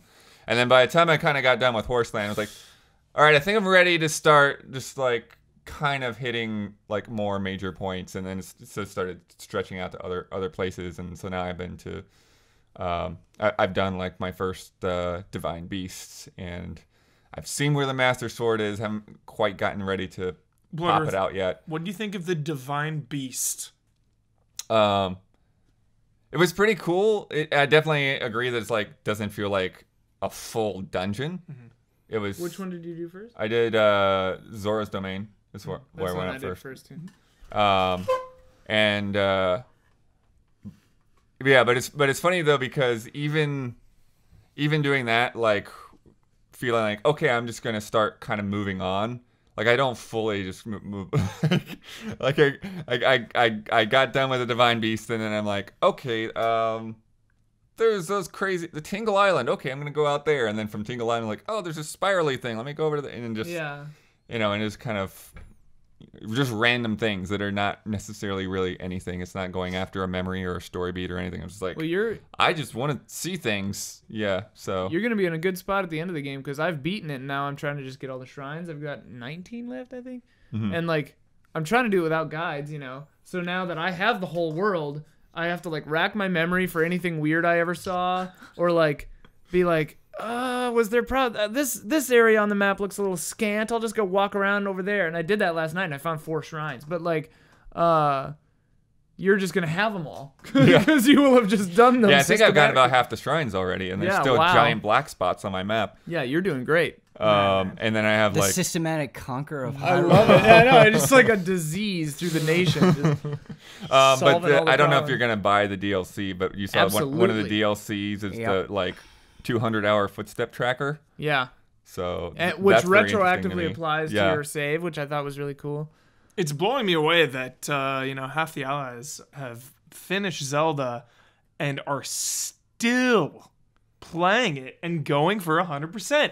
Came in here this morning. Brandon Jones was like on a mountain. He's like, yeah, check out my list. There's a list over there about like items he needs to level something up. He's out of control, looking for star fragments. I got my first star Ian, fragment in the most Damiani, random way possible Brad. because I came home from my stream on Monday, and then one of my roommate's friends was like parked outside waiting for him to come home so they could go to a Dodgers game, and I just started talking to him about what I do, what my job is and stuff, and talked about, I was like, we just did a thing about the N64 because he has talked about liking N64 back in the day and everything and Zelda and stuff, and then I was like, oh, have you seen the new Zelda? And he's like, no. It's like, well, let me show it to you. And then as I'm showing it to him, star comes down, lands like actually within reach, and I'm like hopping off. I was like, okay, I got to do this right now. But then I had to fight a guardian to get to it. Oh, funny. It was just insane. It's so, weird. That's what I'm showing him is fighting a guardian and getting a star fragment. I got I'd so never lucky with gotten star before.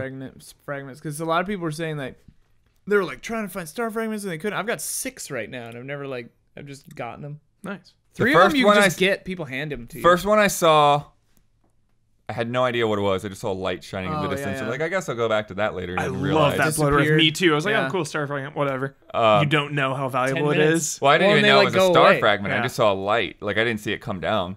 I guess what I've heard is once you see it, it starts a timer, Yeah. and so you have to get to it in whatever minutes. Or And then the second one I saw was like way up on a mountain, and like I tried to get to it, and then I just didn't make it in time. And then another one was I hadn't gotten any of the ancient stuff yet, any of the ancient arrows, and so it was on the other side of Hyrule Field, and I was trying to run across Hyrule Field with like 6 guardians chasing after me.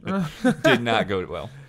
It's crazy. I can't remember the last game that has really gotten all 9 allies. yeah, On Bloodborne. It was Could be Bloodborne. Bloodborne was the last yeah. one that we all That was a bought long and time played. ago. It's a long time Yeah. ago. Ian Hink, Hey, what have you been playing? two little quickies. We jumped into HOTS. We jumped into HOTS. We jumped into HOTS V2 apparently. 2.0. Yeah, it's fun. I don't know. The HOTS is like Here's the Storm. I keep abbreviating it, but Here's the Storm is one of those games like I don't really like MOBAs anymore. I was into Smite for a hot second. Why Like don't you think you like MOBAs anymore? I mean, I like them, but I don't like them. They're very intense. Well, they're very intense, and also I'm just the kind of person that, if a game like multiplayer games for me don't have legs generally, I get tired of them. Like Overwatch, I'm over it. I don't need to play it anymore. Hearthstone, I don't need to play it anymore. I got what I wanted, and now I moved on. It's like not a problem. But Here's the Storm is one of those where it's like the gameplay mechanics, they shake it up enough, I think. Like it expands and evolves other MOBAs like League of Legends and stuff, where for me League of Legends is just all about very intense, complicated item management, and then you're playing this game. It's like a sport, basically. It's like similar stuff is happening. You just have to be good at it. Whereas Here's the Storm feels like faster, and you can just kind of have more fun with friends. And there are different objectives on every map and stuff, and I like that. I think that's fun. Even when you're getting wrecked, Yeah, you feel like there's hope. yeah. Well, Which and is because nice. It feels like you're not too far behind. Even if really you are, Yeah. there's still this illusion that, like, Yeah. all right, we're in this. We're Yeah. killing people. Like, Well, that's baked into the game because you don't have individual levels, you have team Group levels, and yeah. so as long as you share the load. There are a lot of Share matches the where we'll have an load. extremely rough early game and then end up winning. Yeah. Because it's designed for you to just kind of be a stone's throw away from having that big comeback. yeah, you just get a boss or an objective, and then you're viable again. And like the matches are, I've had some matches that are 45 minutes or something, but like League of Legends, if you lose a match, it's devastating. At least for me, like it feels like, oh my god, like that was so much energy and effort, and now we lost. Here's the Storm. It's like, all right, let's play another one. Well, Whatever. it's fast, I think yeah. the thing for me that makes me keep coming back to Heroes of the Storm is so many MOBAs are designed very similarly, and by that I mean this is the map that we This play. is the this map. is the thing Yeah. that you do. Here's Yeah. how this game works. Yeah. Whereas Here's the Storm, I love all of the different objectives and how dramatically that changes your approach and how effective Yeah. your hero is and what you're doing and how the flow of the game goes. Like, if we do 3 matches, all of those matches to me usually feel very different from each other. And like the objectives are similar, you know, they're usually like, okay, Sometimes. this thing is active, go do the thing. But like Yeah. even those are, some of them are just about control this point. Some of them are like kill the creep. Some of them are kill this boss. Some of them are move this payload. You know, like they're different enough. Right. My favorite thing is obviously playing with friends. I don't think I would solo queue for Heroes of the I would Storm, not solo queue for this. But playing as these legendary characters, you know, what other game in Blizzard's gameology, whatever you want to call it, where can I play as the Butcher? Right. You know, where can Not I even play in Diablo. Where can you play Exactly. as the Butcher and having Diablo back you up? Exactly. Yeah. Like getting all of those fantasy matchups And that then get Valera in there. that all these characters that I'm Nova. so attached to. You know, I know that obviously is the hook when Heroes of the Storm came out, but it still rings true today. Yeah. Playing as those Well, playing as those characters and having those team ups. I think they do a really good job of translating hero abilities Yeah. and the different games into feeling cohesive within HOTS. Genji from Right. Overwatch feels so like they right. just put him in. He's annoying as hell to fight. Yeah, I Yeah. had this moment Yeah. where I was like, man, Genji, he's invulnerable here. He's darting all over the place. This is super annoying. Oh, this is Overwatch. exactly like Genji. That's Genji, yeah. And like, especially if you're playing on HOTTAKE or whatever it's called, where you have the payloads and stuff. I'm like, Yeah. or Hanamura Bay, yeah. What is Hateno? What did I get that That's from? That's Zelda. Zelda. Oh, yeah. right. That's where my house is. Streams are getting crossed. Yeah. Now I forgot it about already. Hanamura? Hanamura. There we go. Welcome to Hanamura. Yeah, welcome to Hanamura. Playing Hanamura feels like playing Overwatch top down, kind of, but still a MOBA. But like, yeah, and like playing Li Ming feels like you're playing Diablo, kind of, Yeah. and playing this character feels like you're playing that. It's interesting. I don't know. It's fun. I don't know. They do a good job with that. Yeah, and I think the reason why we're talking about Heroes of the Storm at all, I mean, this was a game that we all enjoyed a year ago, Yeah, but we've then we always kind of fell enjoyed off of it because of Totally. life and other games and things like that. But they've done such a good job of constantly coming out with new heroes, being like, hey, we're revitalizing the entire structure and system of this game. The way that you get things is changing, and I really respect that. I feel like they've been on the ball and really trying as intently as they can to listen to feedback and to make changes and to try things. The UI is good. still kind of weird. Yeah. Like the menus they feel old and clunky and like they're from a different game. Yeah, with the new UI and the new loadout system, there were a lot of times where I had a question like, how do I do this thing, Yeah. and couldn't Yeah. immediately figure it out. Or it's like, how do I do this thing and why can't I do it from within this sub screen or this sub menu? Like, why do Yeah. I have to back out of this and go to a different thing to buy this Changing skin or like whatever? skins and Yeah. mounts is a little. It's very weird.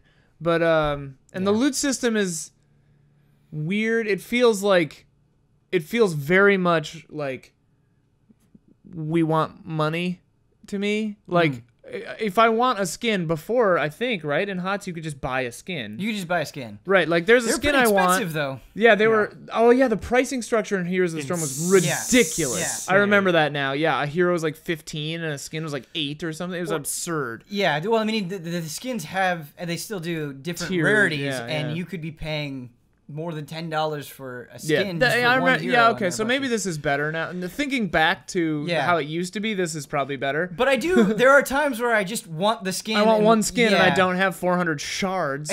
I'm still And kind you of can't buy sifting through my shards. feelings. Yeah, on, yeah, it's weird. on the whole But then I thing, did. yeah. I don't know why or how, but I had 1,000 gems. So Because I if got, you log in at 2.0, you get you can choose. if you were a one. 1.0 player, because my friend just really? started it and she didn't Maybe get. it's too late already. Yeah, because I got the Assassin's bundle for free. Yeah, they which give was you like pretty 20 heroes, which was Yeah. so generous. So Well, I mean, that's the generous. funny thing about like these kind of online systems and stuff, and yeah, the games like that where you like, I had the same experience with Forza Horizon 3. Like I log in and then like I have like 20 new cars that I could download. Oh yeah. I'm like, Yeah. and the thing is like I actually don't go through the trouble of downloading all those cars because every one it's like, okay, here's the paint jobs that you can put on this car, and then okay, here's you can see it in the garage. I'm like, nah, I just download all the cars. Just, Yeah. I've had that experience DL. 3 or 4 times within the last year where I choose to revisit a game Yeah. or try a new game, Yeah. and they're like, here's 30 things, Yeah. or here's all of the updates, and I'm just like, ugh. That is happening right now with Final Fantasy 14. Oh, where yeah. I reviewed See, to Heaven's me- War, I was playing it a lot. I'm jumping in and I'm like, what do I do? What do I Then need I for played. the Stormblood? I play 14 like regularly, and I'm lost. Yeah. I'm still lost. I was just going through the normal story and I was like, what's happening? But I have kind of the opposite take on that too, because sometimes I love forgetting that I'm subscribed to a game, or like not playing a free-to-play game for a really long time and then jumping back in, and then it's like, whoa, they've been just handing out, because every one of these events, they like give you free stuff, and some games you just get it. So like you log in and you're like, whoa, I've got like a bunch of stuff, like a bunch of points I can spend. I like that. It's like a gift for coming back. Whatever. Anyway, here's the storm. Here's the storm. Fun with friends. Fun with Fun friends. with friends. Huber and I Jim. played for what day does this show come out? This is going to come out on Monday. So on the previous episode of Easy Update that went up on Saturday, Huber and I played a game that was sent to us like a preview build called Conarium. But it's not a co-op game, right? He was just with No, you. no, we were Okay. just sitting next to each other. It's Yeah. basically like, it's like Amnesia or Myst or something, like Zork. One of the Those not are very Zork. different. So Yeah. Is it It's a adventure games or horror game? first-person horror puzzle game, I Okay. guess. Like a abduction or something like that, I guess would be close, but it's like spookier. Good graphics. Pretty cool graphics. What are and the it's graphics interesting. like? I don't know, they just look good. They're like Okay. nice and creepy and like modern feeling. Like it looked better than I expected it to look, you know? But yeah, it's like a lot of games are Lovecraft-esque. This one is like literally a sequel to Lovecraft's Mountains of Madness. At the Right up Mountains your of alley Madness. then. Yeah, so I mean, like we were both snacking on it, but like it's actually Lovecraft. It's got, Cthulhu Mythos stuff. It's got Elder Signs in it that look identical to the Arkham Horror board games and stuff. Like Some freaky mummies. some freaky mummies and stuff. freaky skeletons. But what was cool about this demo is that we like got the bad ending first, and then went out and then got the good ending. I was Dude, compelled. yeah. I Yeah, we had had to to. try it again. I was like, we have to try it again because we Yeah. missed something. Yeah. So that was pretty cool. But Conarium, I don't know Yeah, when it we- comes out, but it's pretty cool. We did something wrong and Yeah, wasn't good. it didn't turn out okay for us. No. What kind of puzzles are you solving? They're pretty standard, just like find this item, put this item in a thing. So far, Or like carry the light and the light extinguishes, so you gotta Yeah, get like- it to a point. you have to get through this hallway before your light goes out. Find a symbol and like Put the trace it symbol in the into the- blood. And You have to like you have to get an item to solve a puzzle to see this thing to then put the thing into the like receptacle or whatever. Yeah, stuff like that. Were you spooked? A little. It was comfortable more than it was creepy, but not like Outlast.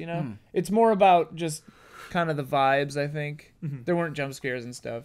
It was I liked it. It's my kind of spooky. It's cool to hear that you got the bad ending and then immediately wanted to correct that. Yeah. Because a lot of times I'll get a bad ending and I'll be like, okay. Well, and it only took a half hour, so like Sure. there's that. If it Sure. took us like 4, I would have been like, well,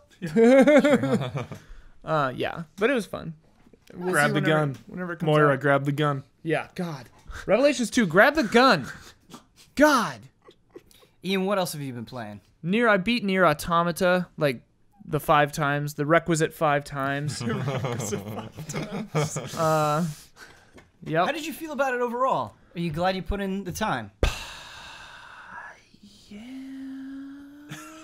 Sensing some conflict. Let's Apprehension. suss Okay, you this say the out. requisite 5 times, but as someone hasn't picked this up yet, it's and is not that invested. Is the 5 times really that requisite to you?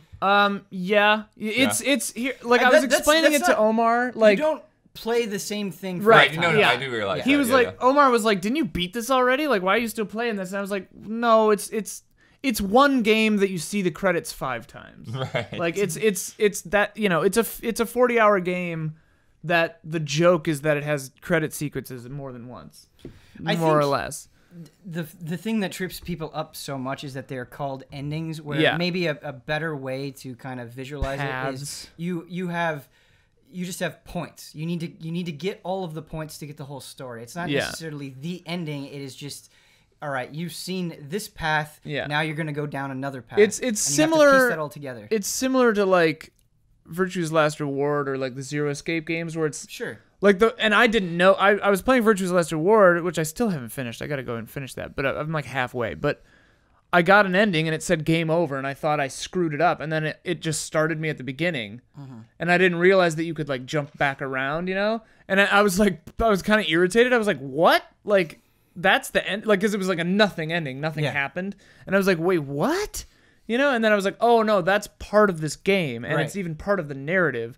And Nier is a similar situation. Not to that extent, but, like, yeah, it's part of the game. But, like, I've realized, like there's just a thing with me, like, because, like, all you guys love platinum games, and, like, something being a platinum game is, like, a huge selling point for you, and to me, it just isn't. I don't like combat like that, really, because for me, it just feels like in Nier, I just jumped in downstrike over and over again, and like held down R1 to shoot, and like literally, unless I could hack, that's all I ever did, ever. So like every battle was just like, meh, meh, meh. And I like didn't hate it. I wasn't like not enjoying myself. That always gets me when there's like one all powerful move. Yeah, and you can beef it up too with plug-in chips. I want to challenge this a little bit because I want to be specific here. I think there's a difference between one all-powerful move where it's like, this is the best way to do this, and just an easy way of doing it. Yeah, I think those that's are different. the thing. But I don't like that's the thing. That's the thing, though, is I don't like when there is an easy way. I like when a combat system is so strong that it forces you to use your entire tool set and your moveset. Or like it doesn't like the Souls games, like you can find an exploit, but usually the exploit is don't die, stand here when it's doing this, and then don't die until it does that again. You know, like you still have to move and do stuff, generally speaking. I don't agree with that. I think there are many exploits that you can do in the Souls, or well, if we're counting Bloodborne specifically, an example that immediately jumps to mind, right, is the wolves not being able to fit through the door and you just go and you whack them. There's so many ways where you can take advantage of that game. I think exploits are very easy to find if you let them. Yeah. Like you have. But I mean, like that's a case specific thing. Like the wolves in this door, like Nier Automata, the entire game. I chose to play it that way. Which, like, the combat probably took longer than it needed to because I was doing it that way. Right. But, like, it was hard for me to get hit, and I did decent damage, so I just did that, you know?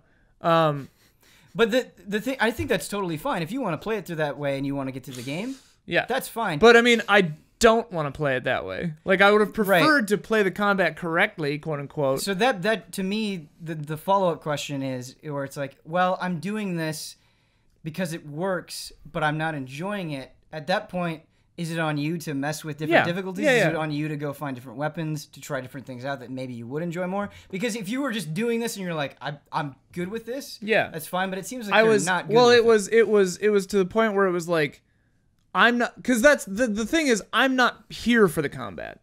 I'm not here for this. Like, I just want to power through this to see the story. So you were good with it. I was fine with it because I didn't care. Like, I was just trying to push through that part of the game because it's not really my cup of tea, you know, that kind of like action-y stuff, whatever. I've never really, you know, I mean, like when I was younger, I liked Onimusha and Devil May Cry 1, 2, and 3. 4 was the bad one, right? But 4's cool. 2 is the bad one. Oh, okay. Yeah. You know, I liked that kind of stuff, but now, you know, since Dark Souls 1, it ruined me for most stuff. But like, yeah, I don't know. So that's just whatever. But like, yeah, getting through the story stuff was what I was there for.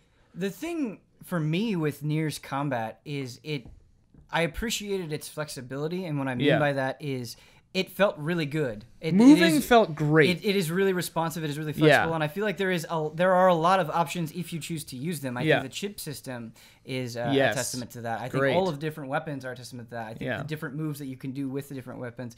There's a lot to fiddle with, and I like fiddling. I like seeing how far this stuff can go, but I think the dodging is extremely generous. And you can make it easy on yourself. There are things where you don't have to be a master at it to get through it, but I think that's okay. I think it's okay if you're just there for the story to to do that. But if you do want to fiddle, there's enough for you to dig into for that to be meaningful and interesting. What I found myself wishing is that either I was young again and had just nothing but time to play this game, because I would have loved this game if it was back in the Final Fantasy X days where I had nothing to do but play. You know? But also, like, because I was playing this as like a break from Persona 5, because I thought for some reason that it was like a 10-hour game, and then I was like, oh no, it's a 40-hour game. Yeah, so I think that just those are factors, you know. But these aren't really detractors from the game itself. I really love the music. I love the way that the movement goes. I think the story was very interesting. It's funny because the tone that the game sets is this weird combination of, like, not emo. Emo would be the mean way to say it, but like very melodramatic, but also funny. Like when I accidentally got ending G because I just went the wrong way. I didn't see where it was trying to get me to go, and I just like ended the game like immediately and got ending G or whatever. I was like, it was like pretty funny to me. Right. But like, yeah, it's a very interesting game because the tone it sets is very interesting. And then like, my God, does it get dark? Yeah, it gets dark, but it almost never loses that lighthearted element as well. Because all of the characters, like the machines that you run into, they're kind of presented as this adorable, peace-loving thing. But then the characters that I thought were just kind of cute, by the end of the game, I was like, oh my God, I can't believe that happened to you. I can't believe you went through that. And so you have a lot of those moments where things pivot pretty dramatically. But you think that the dark turns that it took, do you think they were justified? Do you think they were interesting? Oh yeah, I think that it earned them better than some games that do stuff like that. And because, I mean, the game is basically a philosophy game. Like, and a lot of people said one of the reasons I started playing it is because like 4 different people tweeted at me and said like it's a nihilist masterpiece. I would say that this is an absurdist game, not a nihilist game. Absurdist in like the Albert Camus sense, where it's like the universe is indifferent, but accept that and like, you know, take control of it. Like, you know, don't fall victim to hope, but also don't give in to despair. That's what I'd say. This game is an absurdist game because it does talk about the absurd natures of reality, especially if you get all the endings. But like, yeah, it's definitely not a happy game in philosophically speaking, unless you're already on board with that. Like, I think I'm an absurdist, basically. Like, I think absurdism is happy to me, but like, yeah, it's pretty interesting, the stuff that it does, and just like how tired the characters are. I really like. It's interesting that you say that it's not a happy game because ultimately, I think you could read it. It is. I think it's a happy game, but like throughout, like the characters are not happy, is what I mean. Right. Like 2B is not happy. You're right. Yeah, and 9S as well, and the other characters in that game too. Definitely. A2 actually might be. But doesn't there's a lot going on. I don't want to overstep bounds. I do want to do that spoiler mode. But the question that I have for you, you're talking about this game being absurdist and kind of being very philosophical and being very open with that. Was it easy to follow for you? Did it ever get confusing? Did it ever get too cryptic, I guess? Some plot stuff was a little confusing to me. Never like the point. I never lost the point. But some stuff like in the the thing that happens like midway through ending C, I was like, whoa, okay, this is a huge development, change, craziness, and stuff like that. And like some revelations that happen later on. Again, I can't really specifically say without going spoilery, but like some things I was kind of like, okay, yeah, that makes sense, but what's the next step? Like, what was the plan B for that part? Like, okay, you had all this set up to do this thing, but then like, why? What were you gonna do next? And that is just a question that I don't know if I answered for myself, but maybe the game does answer it. I get the feeling like there are probably more things that I didn't see. Like I know that there are like 3 of the different like main swords I didn't find. I only got through 2 of the pods, I think. So like I definitely missed some stuff, you know. The weapons having their own stories. Oh, really cool. Some of them are like really sad too. Yeah, I feel like I came out of the gates like negative on this game. I enjoyed playing it. For me, I think it could have been shorter just because I didn't need all the combat stuff, you know, because that wasn't really what I was there for. But I really like the feel of this game, like moving and stuff. Yeah.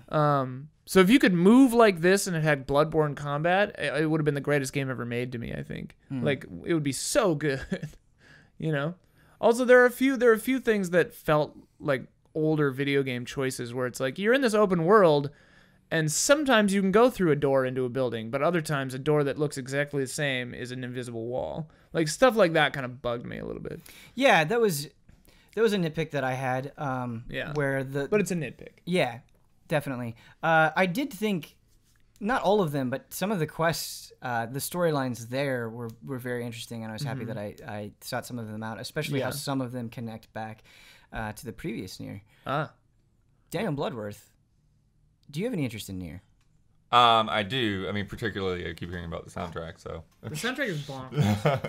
So I gotta get into that. One thing that him talking about doors reminded me of, though, which I won't go too deep into it, but I've also been playing Earthbound Beginnings / Mother 1. Yeah.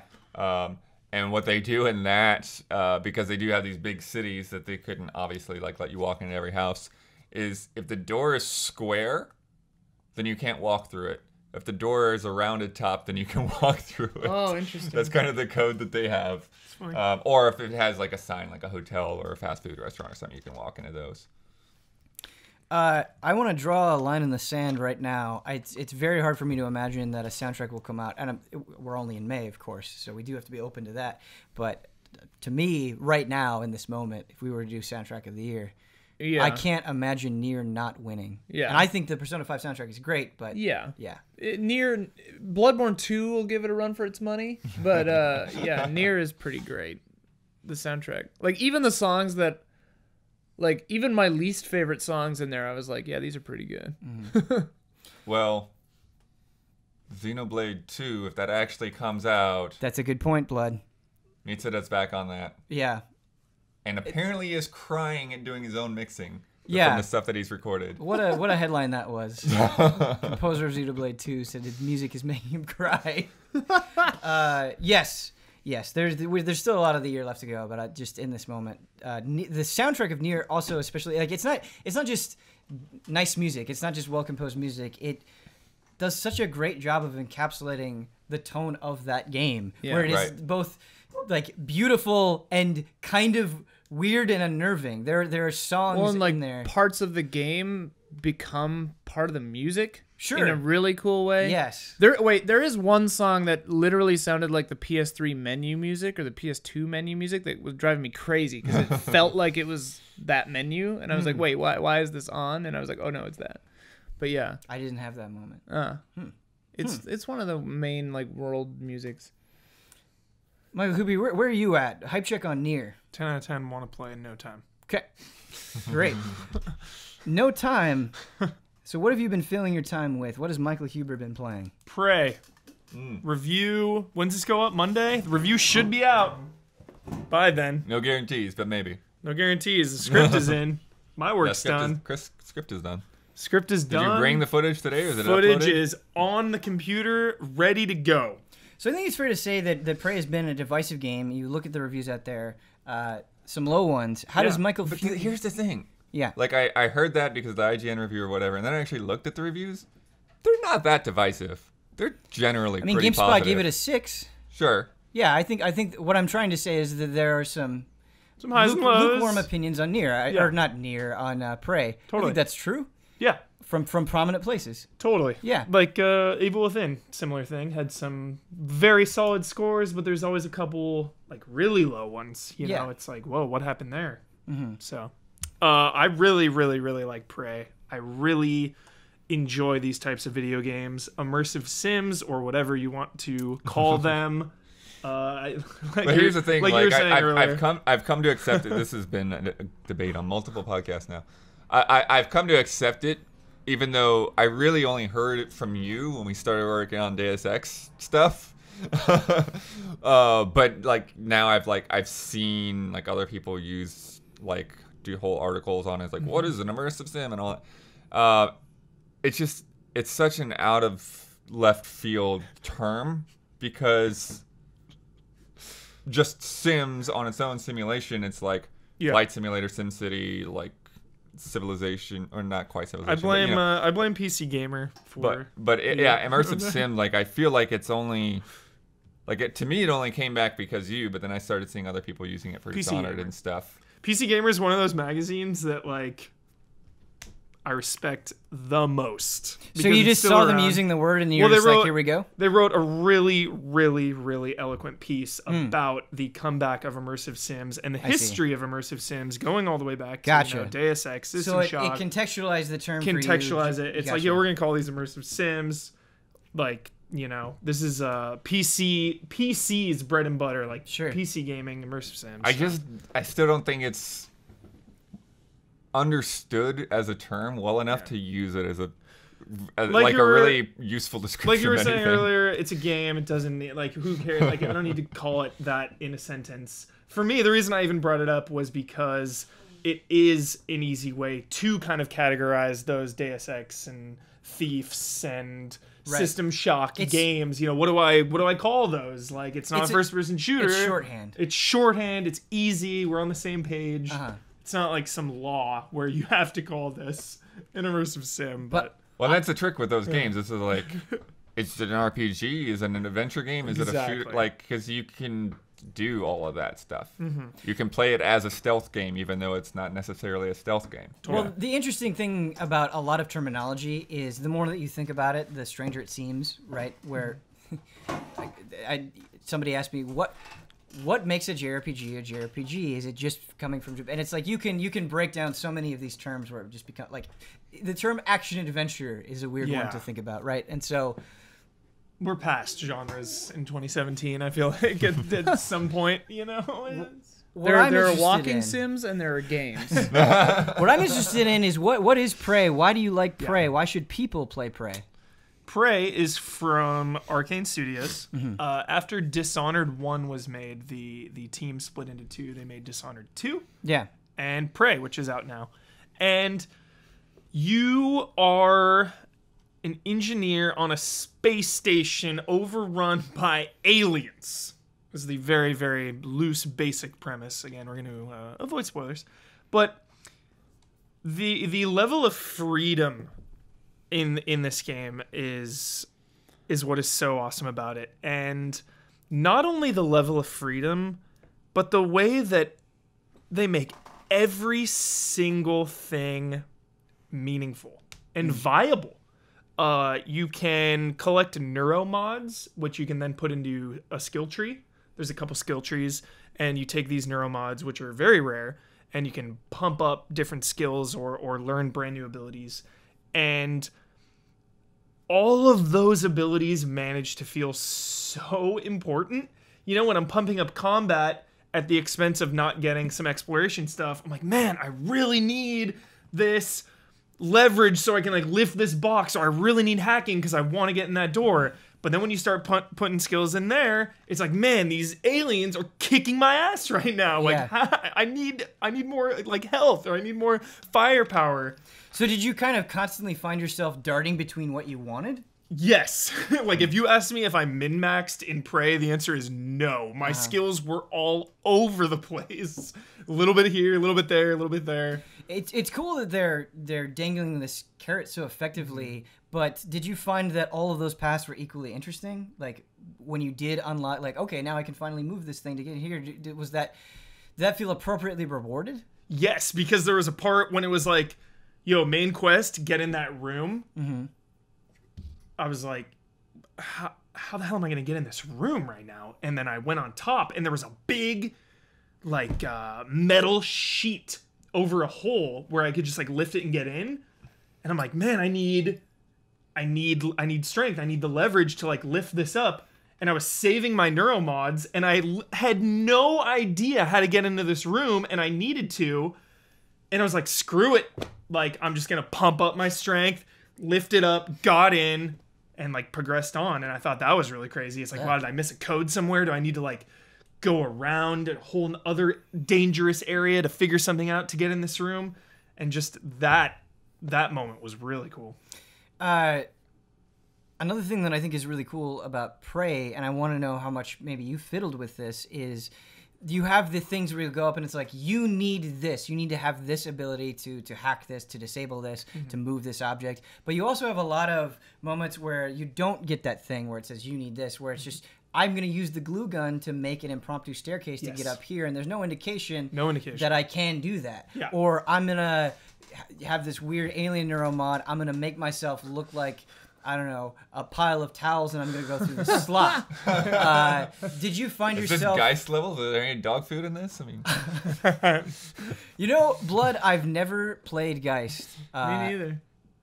We played it at GT, I remember. You were capturing it. We've captured a bit at the beginning. I've never played all the way through it. What is the dog food a reference to? Oh, you haunt a bowl of dog food to scare a dog. Okay. And then you can possess the dog, I believe. That seems all right. Yeah, that's cool. Sure, why not? Were you doing a lot of things like this outside of the buffing up your stats to get there, I guess, kind of thing? Yeah, like there's a main objective, and it is saying like, go to that point. Like it's, giving you waypoints. You can turn those off if you want, which is really crazy, Yeah. And really get into it of trying to figure everything out on yourself. But the default is having the waypoints of kind of where to go. But there are a lot of moments when simply having a waypoint is not enough. You need to think outside the box. You need to figure out how to progress. Sometimes it'll lead you into a room to find something. You still have to search the room. Or, it'll be the waypoint. It's over there. It's like, well, how do I get over there? And it'll be, something like that. Build a staircase, kind of. Gotcha. Yeah. So you have a lot of choices in this game, which is cool, but does it mechanically feel good to do these things? Does it feel good to engage with these aliens and shoot at them? Or does it feel good to sneak around? Does it feel good to just generally move? So, great question, Ben Moore, because, again, we were just talking about the immersive Sims on PC, and that's kind of their origin. And you look back at Deus Ex and System Shock and kind of the PC being the home of these games. And I've been PC gaming my whole life, and I absolutely love mouse and keyboard, especially for first-person shooters. But I feel like over the years, the aiming and the controls have been more gamepad focused. It's been less twitchy. I think of BioShock as a great example, where playing that with a gamepad feels natural. It's not a twitchy game, and kind of playing on mouse and keyboard BioShock and playing it twitchy, with a mouse and keyboard feels weird and awkward. And I even think of newer releases like Dishonored 2 feeling great with a gamepad. Yeah, I played it on computer with a PS4 controller. Nice. Dishonored 2. Yeah, and it felt great. And I was like, this is how you play this. Yeah. Prey, I feel like would have benefited my enjoyment with a mouse and keyboard. Because you're playing it on PS4. Yeah, played it on PS4, reviewed it on Pro.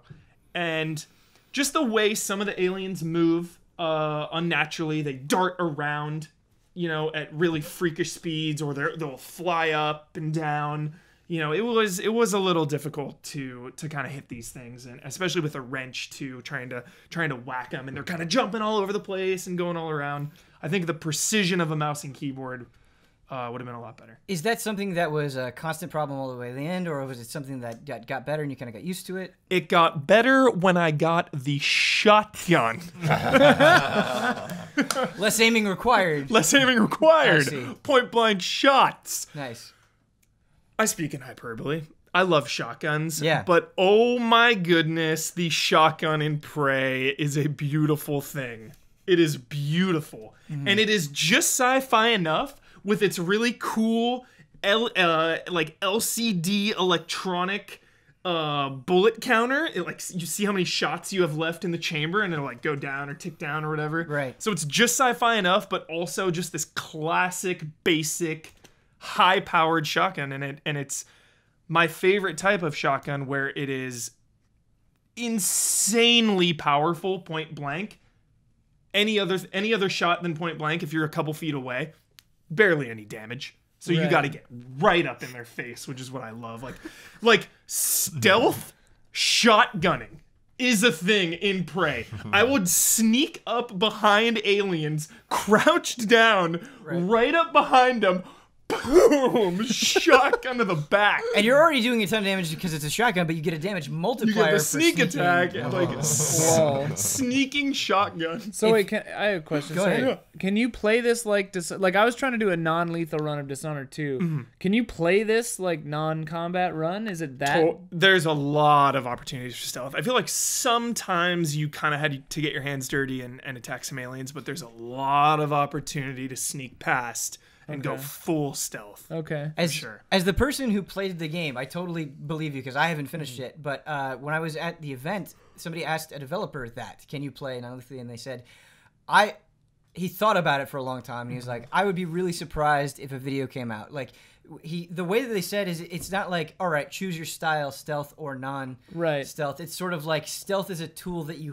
have. Yeah. It's not. Okay. It's not really like I am choosing this path. So it's not like Deus specifically. Ex or Dishonored. Dishonored, where you it's can like, be this. Yeah. Yeah, Right. like Huber said, he very much acknowledged like there are some times you're gonna have to get your hands dirty. Right. Hubert, can I ask you a question? Well, first of all, you can play as a woman. Yeah. Which is I did not know. Yeah. Which is cool. Morgan. Morgan. Yeah. Either Are way, they it's both Morgan. Morgan. Morgan. Is there voice acting? The main character? So the main character voice acts through recordings. Okay. You hear their voice pre-recorded. Okay. Like if you pick up a thing, it'll be the main character like talking on that. Immediately So- makes me guess the ending. But would I like this game? Would you like this ending? Is this for me? Would you like this game, Ian? Did you like Dishonored, right? Yeah, I really liked Dishonored 2 and played half of it. I mean, you Ian, Like I loved it, but I just put it down for some reason and haven't gone back. But the wonder of video games being able to put you in different situations. You are on a space station orbiting the moon with aliens. That concept alone, I think that you're sounds down pretty for. rad, yeah. Like, not a spoiler. The Turning basic, into towels, honestly, I'm like, whoa. the basic alien like can disguise itself as shapes, so it could be like this coffee cup. Whoa. So like you'll be going and looking for things, and it'll be like, Is that coffee can I cup? grab? Ah! So like I definitely, Everything's a mimic? yeah, it's That's rad. yeah. had a moment where I really needed a health pack. I had just a sliver of health, and I went and I tried to grab it, and it was an alien, and I died. And it's totally your type of storytelling, Ian, where it's not force fed. It's not like cutscenes. You're getting a lot of the story through conversations or imagery that you're looking at, or like notes and documents or emails you pick up and read. That's cool. Did that so- butter churn just move? Because if it did...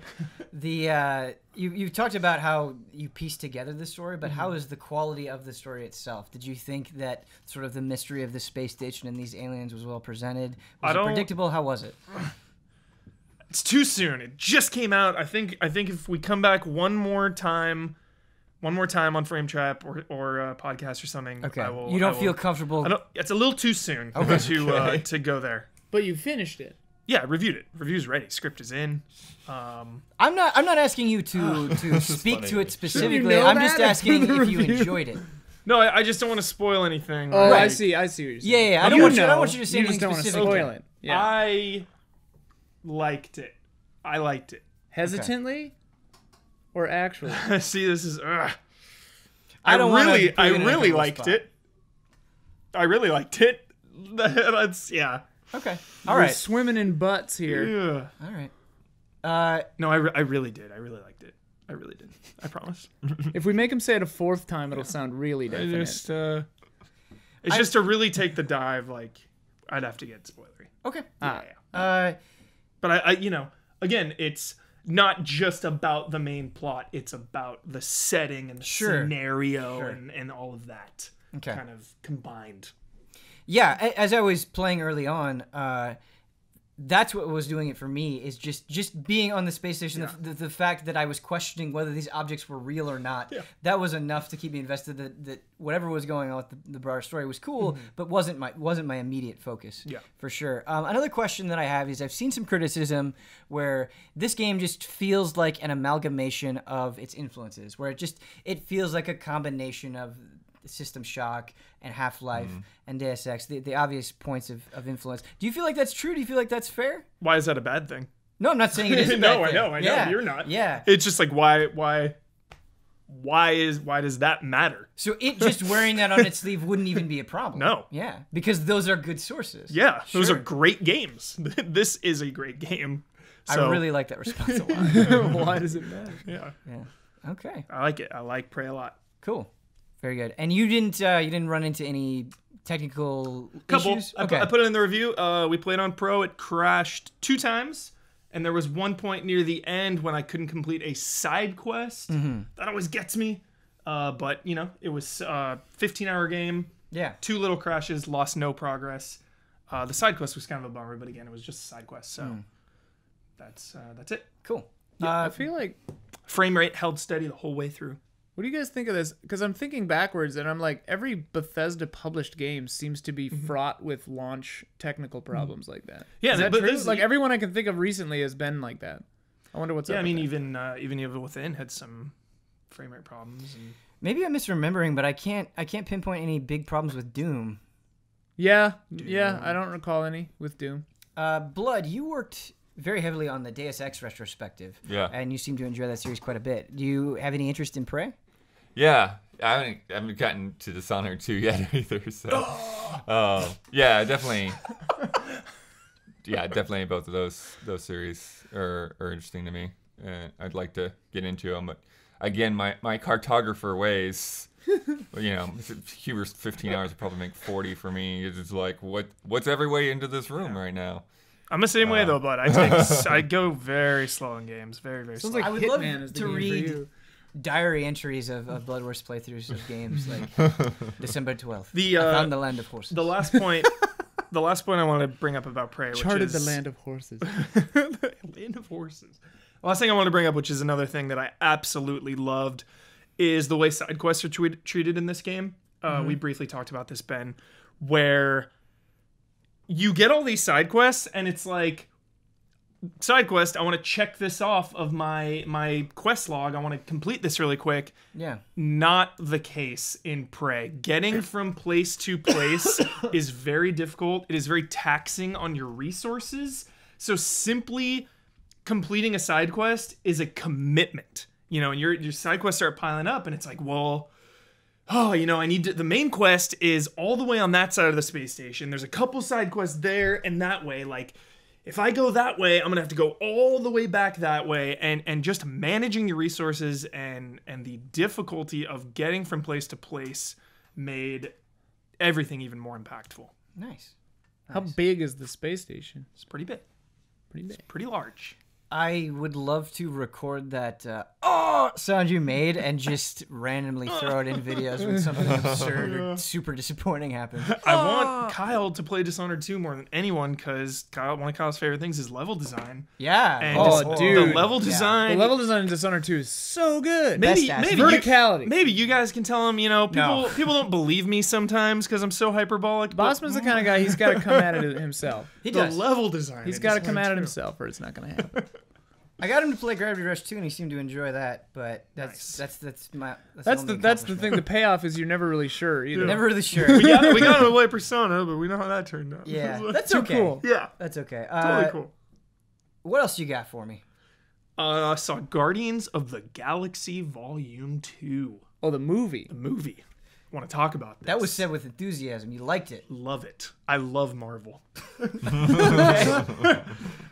Wow. I was blown away at this movie.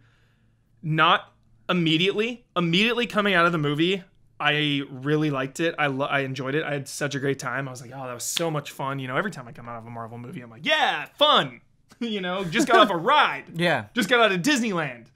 And then I found myself thinking about it day after day after day. For days straight, I was thinking about this movie and thinking about Yondu and Nebula and Gamora specifically, their relationship and those two plot lines.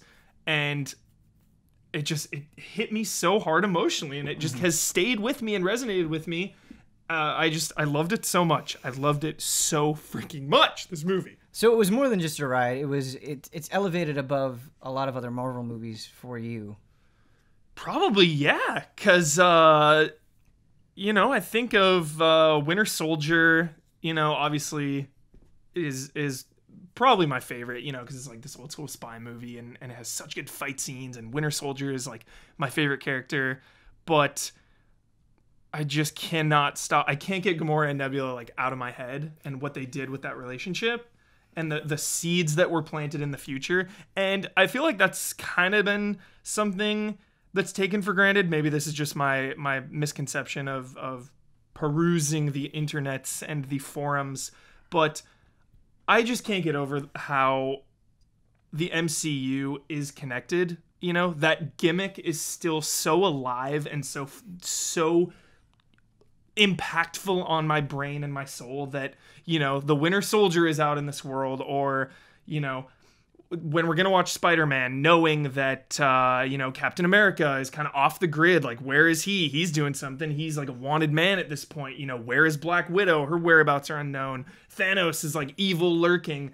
Just the way it is all connected. That gimmick is not lost on me. And I think the Guardians 2 just strengthened it even more. And they finally managed to make Thanos a villain that has been teased and hinted at for years and years and years now. They managed to very subtly make Thanos a maniacal threat, and that's because of Nebula and what she was saying about, you know, him ripping pieces from her and putting in a new one. Just that line was cool. It's really interesting to hear you talk about how this movie had a lasting effect on you, because the reason that I actually haven't seen it yet is because of Logan. I remember watching Logan and being so impressed with it and being so in love with how different it felt. And the story and the characters, everything just felt like it had more consequence. It was not just a ride for me. And while I enjoy that ride, and I really do have nothing against that ride, I felt fuller and more satisfied with Logan. And so I was looking at Guardians of the Galaxy 2 and I was like, this seems fun, but it's just weirdly not what I want right now. And I feel like I've gotten a lot of that. And so maybe I just have a misconception of what Guardians of the Galaxy Volume 2 we kind of touched on that earlier about diversity. You know, Logan is so intense. I remember coming out of Logan not happy. Yeah. I came out like upset. You know, and that was such a weird feeling coming out of a superhero movie, feeling the way I did coming out of Logan. I had a huge smile on my face. Yeah, dude. I felt great how sad I was. Oh man. Yeah. And then coming out of Guardians, you know, I was like, all right, that was I felt so fun. I felt depressed coming out of Guardians. But it's cool to me that you walked out and you said that was so fun. But also extremely emotional. But that but is important. Totally. Because I think about, I don't know, let's just pick one at random, Age of Ultron. I barely remember anything that happened in Age of Ultron. Or even Civil War, which I liked. It was a good movie. I can't, there are no moments that are immediately jumping to mind where I'm like, oh my god. Dude, the chase. I'm sure they're there. When they're chasing... when Black Panther's chasing Captain America, Winter Soldier. Winter Soldier, I think. Well, Guardians of the Galaxy 1 was is my favorite Marvel movie, and then probably Winter Soldier, and maybe I don't know, Doctor Strange or something. Not talking about Winter Soldier, talking about Civil War. Oh yeah, Civil War was forgettable. Oh, okay. Yeah, no, when they See, now I got my wires crossed. Winter Panther, Soldier. Black Panther, when they bust into the room, Uneasy Alliance, Captain America, Winter Soldier, taking out all those cops, and, like, Winter Soldier's doing it all brutally, like, throwing people down, and, like, Captain America's like, yo, dude, like, go easy on these guys. Like, it's S.H.I.E.L.D., you know? Don't remember. I feel like I'm not fully articulated at this point. It's a good movie. Yeah. I don't regret going to it. I don't regret spending the money on it. I had a great time. Yeah. But I just... The emotional impact isn't there. No, it's just, I think when you have a lot of things that are good that feel very similar, it doesn't take it necessarily away from their goodness. But I just, it's a ride that I love, but man, I've been on it a lot, and I want a different ride that the seats are different. Well, The Avengers is a TV show. Every movie is just a new episode. Yeah. Sure, They're all one thing. And that's what I love. And we're 10 years deep now, and I think because the light at the end of the tunnel is there, because we're approaching what could be the culmination of a decade of movies is within earshot, that I haven't given up on it. And then I'm so all in. When is Infinity War? Next 1 year. Really? May 2018. Wow. 1 year away. We get 3 more movies now before that. We get Spider-Man Homecoming, Thor Ragnarok, which looks amazing. And That one looks funny. And Black Panther.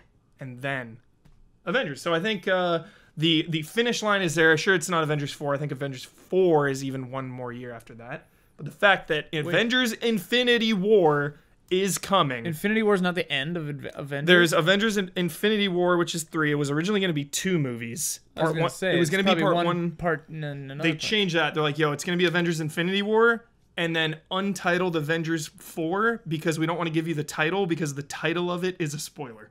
Whoa. So- I hope that like the entire reality is like unmade or something in 3.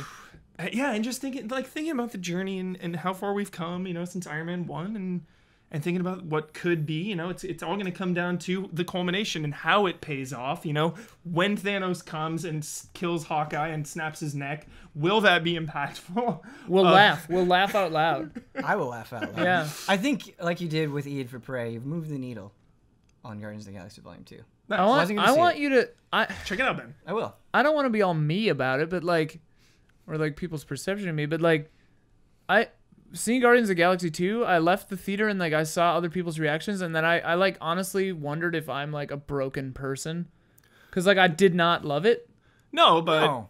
I mean, No. you said number 1 is your favorite. I rewatched number 1 like 6 months ago, and I remember loving it the first time, and the second time I was like, oh, it's good. Yeah, I like it. Subsequent viewings of 1 Mm-hmm. definitely liked it less. This one, it just like there was a lot of expositional dialogue. I didn't care at all about almost any of the characters. Nebula, Except for dude. Nebula and Gamora, like were Okay. the close, like they Yeah. approached it. I thought Rocket's storyline was basically the exact same as the first one. All the dad stuff I didn't really care about. The Yondu stuff I didn't care about. Oh, Yondu. I love this. Because, and this is good. This is not a criticism of either one of you, but Huber moving that needle forward and just That's what I'm here for. That's what I'm here for, just to ruin everybody's day. I love, bet a lot of other people feel the same way. I don't know. It seems like everybody likes this movie. I but- also think there's loved how probably people feel the same. freaking weird it is. It's such a weird movie. There's like gold people. Yeah. Like It's very weird. Bring it back up. It's jokier than I imagined it would be. Yeah. Like it's got like some jokes in it. Yeah. And it leans on cute Groot like an insane See, amount. that doesn't surprise me at all because I No, consider yeah, Guardians no, of the no. Galaxy The cute Volume Groot, 1 like, very, whatever. very jokey though. This one's like jokier. Drax. Drax is hilarious. Drax, dude. Yeah. I wish. Mantis, I like Mantis. Like I wish I could make a D&D character as good as Drax. You can. Like, You can, I believe in you. Drax is, Yeah, I would love Drax to is see what you- I've striven to be. I would in love D&D, you but- to see you play a character that doesn't understand sarcasm or metaphor. Because you're almost there already. But he just does it so perfectly. Oh, it's very good. Ugh. We're Fun ready time. we're ready to move on. All right. I am gonna try to not make this very long, but I'm incredibly excited about the trio of games that I have to talk about here because they've all surprised me, like my initial expectation and then what they ended up being. Very, very, very, very, very, very, very dramatic. The first of Can I those open that I the can door talk about. first, man? Yeah, It's, open the I'm door. getting a little sweaty in here. Yeah, it's fine. You were talking about the Marvel Universe. Some sweat is expected. Yeah. The first one that I'm going to talk about is Fire Emblem Echoes, which comes out on Friday. Oh yeah. Remake of a game that never came out over here, Fire Emblem 2 Gaiden. Oh. And What does Gaiden I was mean? just gonna ask that. It It's comes a up side all the story, time. basically. Oh, right. I knew that. Okay. so Fire Emblem Gaiden is a great looking game that looks graphically a lot. Okay, why is my Whoa. phone freaking out? Sorry, everybody. Ruining my flow, technology. It looks a lot like, graphically, it looks a lot like Awakening or Fates, but it just has discarded so many of the modern conventions that are so closely related with Well, Fire is it Emblem. discarded or is it? I mean, It just Gaiden hasn't itself done was a them yet. weirdo that a No, lot of people criticized. these yeah. were in Gaiden, but I'm saying if you are, because we didn't get Gaiden, Yeah. because we don't have that point of reference, it feels very strange. For example, the weapon trinity, not there.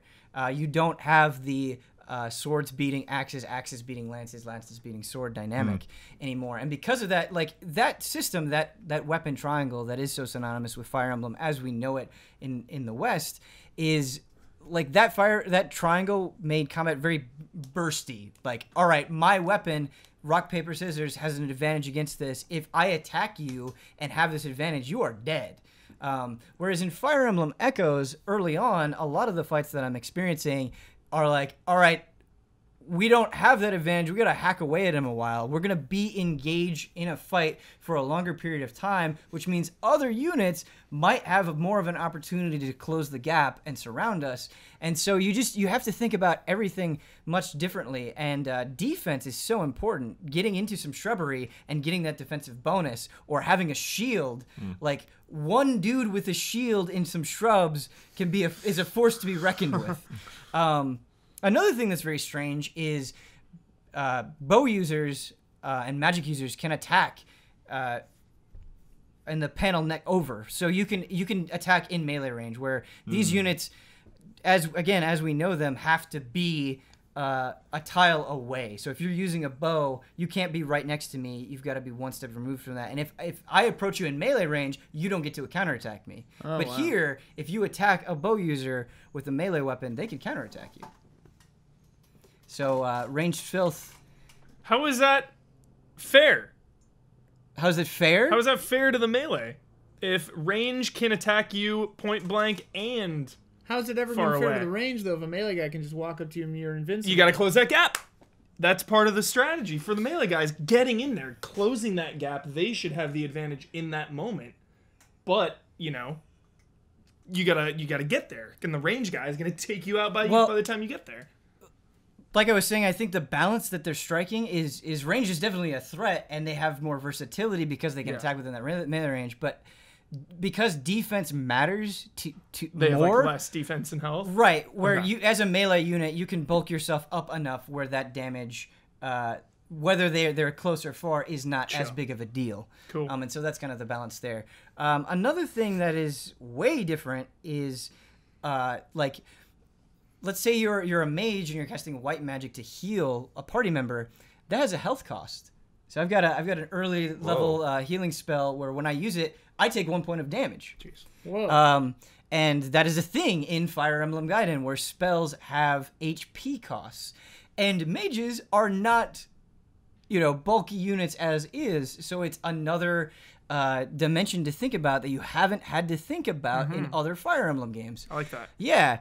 And for you specifically, I wanted to throw this at you. There are dungeons now where you go in and you're not in the grid-based map. You're in this third-person dungeon where you have full control of the camera. Whoa. You're walking around. You're breaking barrels and pots, picking up items. What? And you will see monsters in the dungeon that when you attack them, you'll go into a grid-based battle. Is this a first for Fire Emblem? I believe that Fire Emblem Gaiden, like Fire Emblem Echoes, like presenting the dungeon this way. I've never seen any other Fire Emblem game. I don't think they consider Fire Emblem Gaiden a black sheep of the series, and so a lot of these things that were introduced in Fire Emblem Gaiden, I don't think were revisited. But you have to keep in mind, North America didn't get Fire Emblem until Fire Emblem 7, and so there's a lot of history where I've read about it, but I haven't actually. When did Gaiden come out? How long ago was that? A long time ago. I don't remember the exact. Late 80s, early 90s? I think yeah. It was on the NES. NES, okay. Yeah. So it's like a full, they didn't like just they didn't port it. They're remaking it. Yeah, it is a total remake. Yep. Okay. But it is very, very, very, very faithful to So did Gaiden do that, where you wander around dungeons and can see the enemies? I mean, it wasn't third person like it is here, but there were dungeons that you explored. Obviously, you were just a little sprite instead of the full 3 character models. But yeah, that dynamic was present, and then you would attack and then get into these fights. And you have fatigue to worry about. As you explore dungeons, or even just in combat, the more you fight, the more you get fatigued. And you have to eat food to eliminate that fatigue. And if you get fatigued to the point where you'll reduce your stats. And so that's something to consider as well, where you can have these characters hold an item that can be food if you want it to be to counter fatigue when it happens, or it could be a defensive item like a shield. Yeah, food is an interesting 80s RPG mechanic that we've kind of lost over time. It's interesting to see people, like remake a game that had a food element. Food and prey. So stay well fed. Hunger meter? In prey? Yeah. There's not hunger, but it you can be. There's a well-fed buff that like can regen some health for you. Okay. Yeah. When you get to a hideout or a castle, you'll also get into these scenes where you can. It's almost like an adventure game where you can talk to people, you can move around, you can examine the screen, and you'll get a big white cursor, and you can click on objects, and that's how you find food. That's how you find new weapons. Whoa. And things like that. And so that's important to do as well. And so it's just a very, very, very, very, very different Fire Emblem game, and I want to highlight how important that is and how good it feels. Where a lot of what I've learned playing Fire Emblem is still important. Hitting units with your strong guys and then finishing them with your weak guys so they can get more experience. That stuff applies, and so it's not like all of Fire Emblem is thrown out the door, but these strange elements and the rewriting of the rules has made me have to learn so much again, and it's great being able to play a series that you're familiar with and have it just come in at this dramatically different angle. And I think it's made better by the fact that Fates came out not that long ago, which is very much an evolution of what was introduced in Awakening. You have Fire Emblem Heroes, which is kind of a stripped down version of Fire Emblem, but works really well on the go. It's very quick, it's very digestible. And I was thinking about it and I was like, man, like Fire Emblem is in such a good spot. They have this weird remake, this Black Sheep that has all of these strange mechanics. They have Fate somewhat recently, which I'm still working through. I'm still playing through Conquest and haven't touched Revelations. And then they've got the Muso coming out, and then they've got Fire Emblem coming out on the Switch. And so, like, Fire Emblem itself is so diverse and interesting right now. And because of that, because it's so interesting, I'm more engaged with it than ever. Like, usually how I play Fire Emblem, like, Awakening came out, I played through it, I was done, I put it away. But I'm experiencing Fire Emblem in all of these different areas, and I like all of them. I really like Fire Emblem Heroes. I really like Fire Emblem Echoes. And, yeah, it's good. It's good. There's more voice acting than I've ever experienced in a Fire Emblem game in Echoes. Like, every conversation, not every, most conversations that I'm in are fully voiced, whereas in Fates, a lot of it was just relegated to the absolute main stuff. But even incidental characters I'm having full dialogue with, which surprised me. Nice. For sure. Because it seems like you said it was the Black Sheep. Does that mean the Gaiden wasn't good or well received? Because it's an interesting choice that they took this one. I think it's kind of like Zelda 2, where it's like it's a good game, but it's not what people were so expecting after the first one. Yeah. Okay. Right, right. And again, with that Black Sheep mentality, where a lot of people are like, "What is this?" and we're frustrated with it. There's also, I think, an audience out there that really gets behind it the same way that they do with Zelda 2. Zelda 2 is a perfect comparison. One thing that I'm a little bit worried about is when you're exploring the dungeons and you're getting into these fights. I haven't finished the game, so I don't know if this will be true, but it's just kind of like, okay, your army's here, their army's right there, you just kind of throw yourselves at each other. They're not like the great Fire Emblem maps that you think of, and you wouldn't want them to be, I guess, because they're just supposed to be these little skirmishes that you get into a lot of during the dungeons. But at the same time, because there's not much to them, because you're just kind of, both armies are in a straight line and you go at each other, I'm worried that that's going to get a little repetitious, whereas like playing through Fire Emblem Conquest right now, like the map design in that game is like fantastic. Every battle I have to carefully think about where I'm going, and they're constantly throwing in new elements. And so I do wonder if that's going to get a little repetitious. But overall, I'm enjoying it. I'm enjoying how much of a change it is. I should expect, like, the story isn't mind blowing. There are these two warring kingdoms. There's a plot from a dude. He's trying to take over everybody, and you, as sort of a peasant becoming a hero, go after him. And it's not groundbreaking fantasy story, but the characters are charming. There's a character named Claire who you save, and she's a noblewoman. But she was recently told that, hey, even if they're a peasant, you should treat them equally. And she's trying to do that, but she does it awkwardly, where she's like, I don't want to offend you, or I was told to treat you nice, where you could tell she's trying to be so sincere and so sweet, but it kind of comes across as a little pretentious and a little arrogant. And it's written well enough that it ends up being an enjoyable aspect. Well, that's an interesting thing to consider, too, that, like, how much rewriting had to go into this. Right. Like, I'm sure that the NES game had a decent story for its time, but stories were just so much more simplistic back then. It's like, how much did they really beef this up? Yeah. That was a criticism of Fire Emblem Shadow Dragon, which was a remake of the original Fire Emblem that came out on DS, where the story was just... Wait, a remake of a remake? Is that... No, so Fire Emblem Shadow Dragon came out on the original Nintendo DS. That was a remake of Fire Emblem 1. Okay. How many Fire Emblem games are there? Like 10? There are a lot. No, there's more than that. Yeah. I don't know off the top of my head. I don't know off the top of my head. Because they've really like pumped up the past couple of years. Yeah. Too. Chad always wants me to play Awakening, and I have a list at home of do not forget to play these games, and Fire Emblem Awakening is like bolded and underlined. I love the GBA games, and that's what I started with. But if I were to get into Fire Emblem today, I'd start with Awakening. To me, Fire Emblem Awakening is a very tough game to not love. Yeah. Like it. Which It is a system great is entry that on? point. 3DS. 3DS? Will it ever come to Switch? Yeah, Fire Emblem they've Awakening. announced the Switch game. Yeah. But not Awakening. A new Fire Emblem. Oh no, Fire Emblem. it'll be a new Fire Emblem. Yeah. Yeah. Who knows? Whatever they do at Virtual Console. But it's a good point that you bring up, talking about like how much work had to go in rewriting the story, because the complaint that I've read about Shadow Dragon is that because it's a remake of Fire Emblem 1, the story is just so basic and therefore boring compared to more contemporary Fire Emblem games. To me, maybe not quite on the level of Fates or Awakening, but it seems like they did a ton of work to puff up the personality, to puff up the charm, to make it more interesting than it likely was on the Famicom, for sure. Yeah. Nice.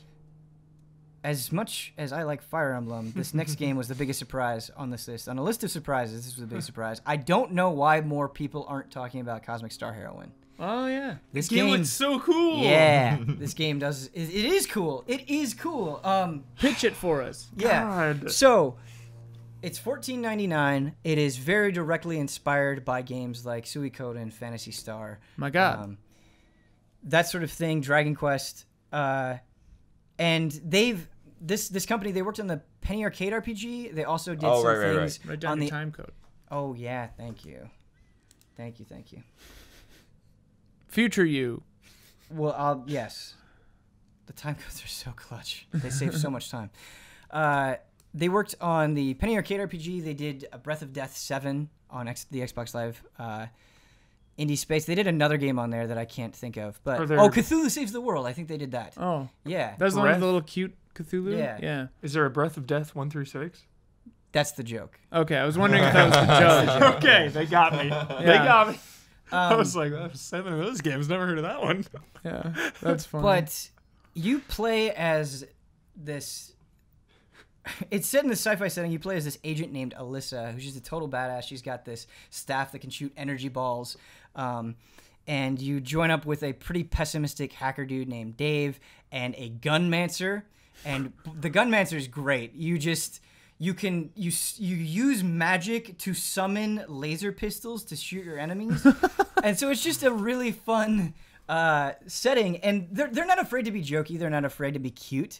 The gunmancer finds a flamethrower, and you're like, man, the person who had this, they must have died a horrible way. And she's like, all right, let's give them a moment of silence.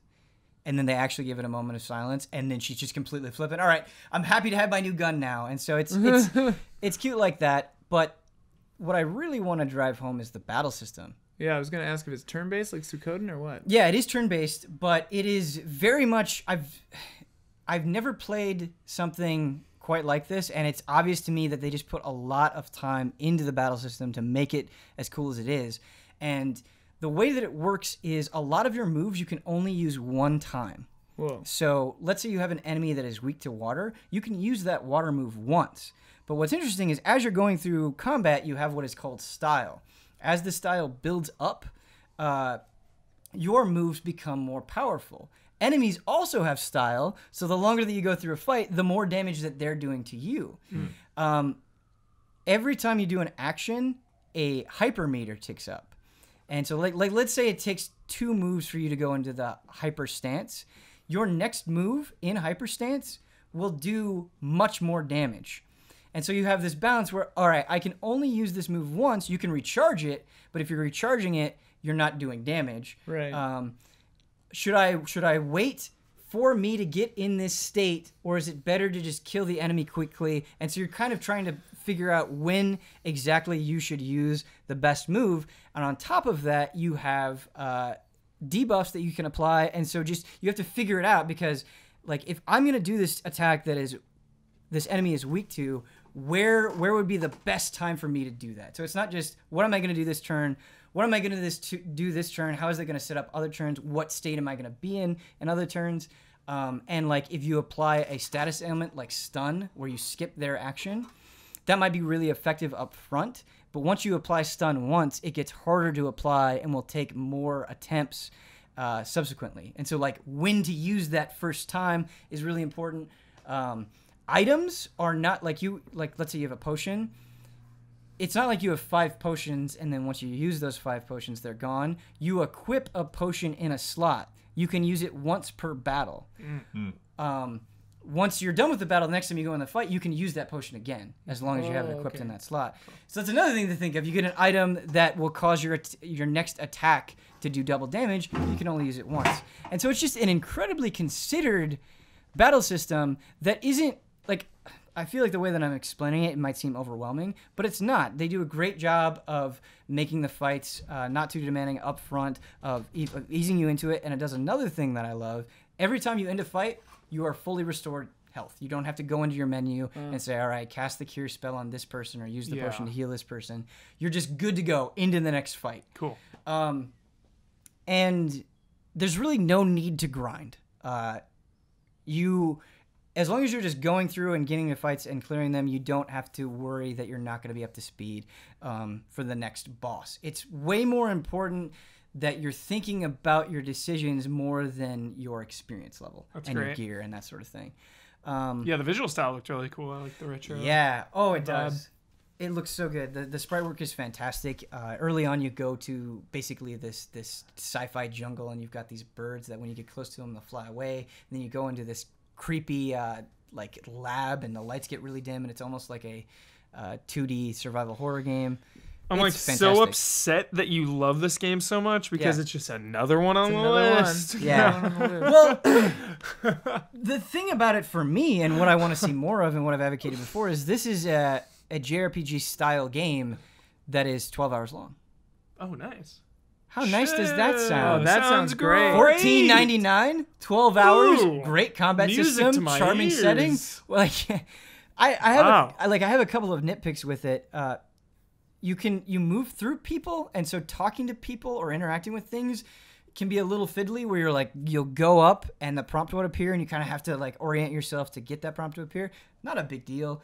Do you play with the analog stick or the D-pad? I'm playing with the analog stick. I'm playing with the 360 controller, and I'm playing with the analog stick. So maybe that's part of the problem.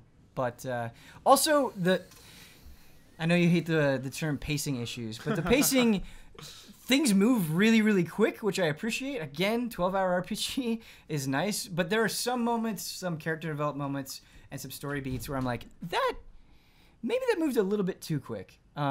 I don't know. I haven't finished it yet. Maybe I won't feel that way ultimately about how like the main mystery plays out. But there are definitely moments that feel a little bit abrupt. But very cool game. I am shocked that more people aren't talking about it. We talk a lot about Shovel Knight and why Shovel Knight has stuck with us, and it's because it's a retro game that wears its inspirations on its sleeve, but it doesn't just rest at those aspirations. It's not just Mega Man. It's not just Castlevania. It uses really good ideas from those things to make something new, and that's exactly what is happening here. It is not just a SNES Master System RPG. It is a new thing that learned from what it loves so much, and yeah, it's fantastic. Oh, hey, great. Ben. Yes. You don't have to do a time code for this or anything. I remembered something that I wanted to mention to you. Yeah. That I did play the other day. I got an Echo Dot for my bedroom in Alexa, Amazon Alexa. Really? And there's a thing on there that I accidentally discovered because I just said, Alexa, play a game. Or I said, mine's called computer. So I can walk into the room and say, computer, lights on. And it's amazing because I live in Star Trek now. But like, so I was like, computer, play a game with me. And then she goes, well, I've got this one called Dungeon Game or whatever it's called, and you can play it. And I'm like, sure, let's play that. Yeah. She launches into this thing where she full on is DMing like a D. It's like straight up D&D, like Whoa. 1 or 3E. This is future. Where you have like you have to roll for your stats. You have all the D&D stats plus perception is a separate stat. I was like, I started in a town. I could buy daggers or whatever. And you're just talking your way through. I can like she says like, you know, so it's like you can say, what equipment is for sale, what potions are for sale, what spells are for sale, and like she rolled for my gold, so I started with 37 gold, you know, so I bought like a healing potion, a magic missile spell, and a dagger, and then I go into the dungeon, and she's like, there's a door to the north, a door to the west, and I'm like, go north, and she goes, okay, you enter a room, there's a kobold in the room, there's a chest on the table, there's a door to the north and a door to the west, and I go, attack the kobold, and so then the kobold attacks me, and the battle was like harrowing, because it can guard. So you have to say attack middle, and it'll either guard high, middle, or low. Oh, I see. And so you attack either high, middle, or low. And if it guards, same with you. Like if you guard the right of the 3, it doesn't do any damage. You just don't take damage. But then like this kobold was actually like pretty hard for me to kill with this dagger and a magic missile and stuff. But yeah, it's crazy. I was just laying in bed with my voice, with my Alexa, playing D&D. Awesome. It was pretty amazing. I would love to do pretty this amazing. as like easy update or something. I thought about it. I thought about really just wanna like experience playing so D&D cool. with Alexa. it. It was bonkers. I'm so glad you brought that up. Yeah, like I forgot to. I'm mention surprised that you actually even got this thing. What did you want to use it for? We've got all of our lights, and Omar and I are like big tech people. So like all of our lights are the smart lights. So in the living room, we have one, just a little dot one, the $50 one. So you just say, Alexa, turn on the living room lights, and she'll do it. And you could say, Alexa, set living room lights to 10%, and she does it, you know. So I want it in my room because I've got smart lights too, and I usually have to take my phone and push a button. But then like if somebody else is in there, they can't operate the lights unless they have my phone, because if you turn the switch, it like screws up everything. So now you just literally walk into my bedroom and you say computer lights on, and it turns the lights on. And you can say like computer, what time is it? You can say computer tea Earl Grey hot. You can, there are a whole bunch. I like lay there and I just say computer, tell me a joke, and it just tells me jokes. So I'm like full on like sad, lonely person now, just having like hour-long conversations with my Alexa. It's great. I've arrived. Life is complete. you walk in the door, silence. A few minutes pass. Alexa jokes. Yeah, Alexa, tell me a joke. Jokes. Okay, here's one she told me. My favorite one she's told me so far. 19 and 20 got into a fight. 21. That's your favorite one? They're all like intentionally bad. I love bad jokes. Like, why did Adele I love cross bad the jokes street? too. What is it? Why did Adele cross the street to say hello from the other side? Stuff like that. She likes Adele jokes. She likes. She's told me 2 Adele jokes. She's told me 2 jokes that end with using foul for birds. I love that you're speaking to her as if she were a person. She likes Adele jokes. Yeah. If people say like, Alexa, you're mean or something, I'm like, hey. I'm like personally, I'm like, don't be mean to Alexa. You just don't understand her. Don't be mean to computer. Yeah. Computer is my friend. Yeah. I want to come over to your house and talk to Alexa. Yeah. Echo Dots, $50. The last game that I want to talk about briefly is Monster Hunter Double Cross, and the only reason I'm able to play Monster Hunter Double Cross is XX. Oh, That's right. so funny. Yeah. That's great. Yeah, so the original Cross came out over here as Generations. Cross but Ilia. This is a sequel to that called Monster Hunter Double Cross. Yeah. The only reason I'm able to play this is because a fan sent in their Japanese 3DS so we could cover Dragon Quest XI on 3DS when that comes out in July. And they're like, hey, if you could use this to cover other things. They like Monster Hunter Double Cross. And I was like, that's a good idea. And so I imported it, and I'm playing it, and I'm talking to you about it now. And playing games in Japanese is tough when you don't know the language. Yeah. And so the barrier there has been difficult, and I'm certainly no Monster Hunter expert by any means. I just enjoy the series when I play it, but thankfully it's structured very similarly to Monster Hunter Cross or Generations, and so that has helped me. So I'll have Generations pulled up on my North American 3DS. I'm like, how do I get to the menu that's managing equipment? And I can just do it on there in English, and then I follow the steps in Japanese. But one of the biggest things and the aspect that I've been able to explore most thoroughly is Monster Hunter Generations introduced the concept of hunter styles, where basically before you had all of these different weapons that you can choose from. In Monster Hunter Generations, you have all of these weapons. Now you have styles which can change how those weapons play. So increasing the differentiation even more so. Monster Hunter Double Cross adds 2 new styles. And I think on the surface you're like, okay, they're adding some more styles. What an expansion pack thing to do. What an expected thing to do. And I thought it would be cool. These styles are awesome. The first one I'm going to talk about is Alchemy style. And so every weapon you can choose to be alchemy style, and you get this barrel that's in your inventory. And the way that it works is every time when you use it, unlike other items, you don't consume that item. You just shake it. Every time you shake the barrel, you get 2 new items. So, for example, I have notes here. The first time you shake the barrel, you can get some food, which increases your stamina, and you eat it faster than you do other food, or you get a whetstone. So when your weapon gets dull, you can sharpen it that way. So some nice things. When you shake it again, you get a vitality item and a sonic bomb. All the way, you can shake it up to 5 times. Where at level 5, you have these hunter arts, which are basically special moves. And so for the greatsword, there's one where you're dragging your greatsword across the ground and then lifting it up, doing a bunch of damage. If you're sword and shield, you have one where you can spin around. As the alchemy style, I can get an item at when I shake it 5 times, where if I'm playing with all 3 of you, you all get your hunter arts filled up. Whoa. And you can just use them. Mm-hmm. And so you have support weapons in Monster Hunter, like the hunting horn, but this is a support style where, let's say you don't like using the hunting horn. Let's say you like using sword and shield, but you want to support your friends more than you want to get in there and do damage. This will help you do that. And so I think that's really cool, and might be good for people that are new to the series. It's another way for them to contribute. And just the whole aspect of... Has this been one of the first times that they've had a dedicated support class in Monster Hunter? So you had something introduced a while ago called the hunting horn, where, like, depending on how you attack enemies, you play different songs, essentially, and those different songs do different things, like, they'll heal you a little bit. And so that was a support weapon. But now you can do that. You can heal them. You can increase their style. You can even, like, if you shake the barrel 4 times, one of the options is you turn it into a bazooka and it shoots a flaming ball. And so it's just so versatile. Cool. And the fact that you can apply it with any weapon. So if you want to use sword and shield and greatsword, but do this and support your friends, you can play it that way. If you shake one barrel 5 times, does it break and you get a new barrel? Or no, can you just do it as much as you want? This barrel lasts forever. So basically... what's the limit?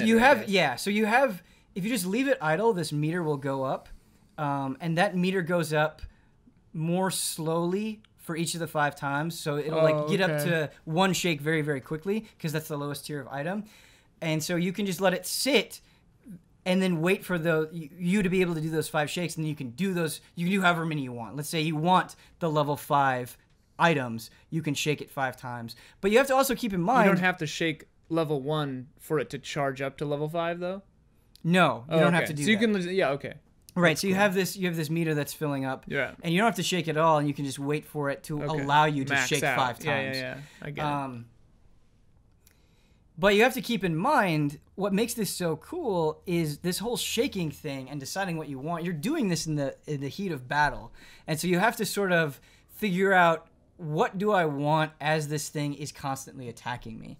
And that's cool. It's another thing to think about. And Monster Hunter, you have a lot of actions that can take a lot of time. Like, if you want to sharpen your weapon, you got to, like, crouch down and sharpen your weapon, and you have to do that in a safe way. Similarly with eating food, similarly with consuming a potion. So this is another layer of that is really cool. But enough about alchemy style, because it's all about brave style.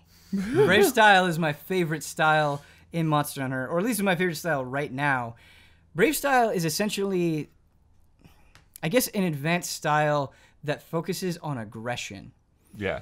So it sounds like. Yeah. Yeah. You gotta be sure. It's in the it's in the name. Shirtless Shulk right now. Sure. Slick oil shulk. Sleek oil shulk.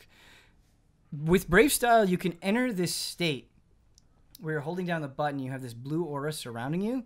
When you're in this state, your stamina plummets down and your health ticks away. Whoa. And so you're hurting yourself while you're doing it. But if you get attacked while in this state, you basically eat the hit and evade it. If you're using the greatsword, you can't normally with a greatsword you can charge it up to do more damage. You can't charge it up in Brave style unless you put yourself in this state, and then you can do it. And if you put yourself in that state, any attack that you do, you'll build up this Brave meter. But if you put yourself in the Brave state and then you attack, you'll fill that bar up much more. And so with the greatsword, you want to charge up a level 3 strike, nail it down, and build up that Brave meter, because without that Brave meter being full and putting you in that new state, that sort of awakened state, you lose a lot of the moves that your weapon has. But in that state, you get so much. So the greatsword, historically, you're very, very slow. And if you have the greatsword pulled out and you want to dodge, you do this awkward roll. When you fill up that Brave meter and you go in this new state, you get this quick sidestep, and you can dart around all over the place. When you sheath your weapon, when you unsheath it again, you get a super quick level 3 charge. And so this weapon that was very slow, very methodical, suddenly has so much speed in it. And it rewards you for getting in the monster's face and being aggressive to build up this meter. And then once you're there, you can just do a ton of damage. If you're using the sword and shield, you can chain combos together so easily. And so a lot of people think about Monster Hunter, and it's like, well, you really have to think about every hit. That's true, but Brave style allows you to be bolder, to be more aggressive, to attack intelligently, but to attack more constantly. And it's just this really, really, really fun way to play the game. The greatsword is my favorite weapon, and so being able to just like dash around a monster, do a quick charge, get out, eat a move, come back, build up that meter, like it was such a good rhythm. And that's the thing about this game, is it's so well designed that a change like this, like it makes me want to just like mess around with every weapon, see how it changes it. Bloodborne mode. Yeah. Beast mode. Yeah. I haven't. They've added not a bunch of, but they've added new monsters, and so things like that I haven't gotten to. The other Monster Hunter game just beefed up. Right. So it is basically a beefed up version of Generations. Okay. Is there a strong style? Strong style. What would you want out of a strong style? Some sick kicks. Some sick kicks? You can kick people to get them out of certain ailments. Nice. So I could see you coming up to me and just keep like, wake up. Cool. But Monster Hunter it's really about the weapons. You want to use your feet. Yeah. Okay. Well, maybe we can talk about Get Chie in there. Yeah. But like I said, I'm not a Monster Hunter expert, because I feel like every time I want to get into Monster Hunter, either the ship has sailed or like I don't have the time to commit to it. And so I really want them to bring Double Cross over to the West, because if they do, like, I just want to dig into it. I want to get to the end game finally and experience that. I want to like master a weapon. I want to master a style. But yeah, that's my Monster Hunter ramble. I know I kind of went off there, but sounds cool. Yeah, it's cool. Sounds like good changes or additions. Yeah. I mean, yeah, they are good changes. Are you guys ready for the next part of the show? Oh, I'm ready. I think so. Once again, with this HOTTAKE, I feel like it's either going to be hot and passionate, like our earlier discussion about walking simulators, or it's going to fall completely flat. This one is a little bit broad, and I want you to draw on personal experiences and how your expectations have changed over time. We are ready to go into the one, the only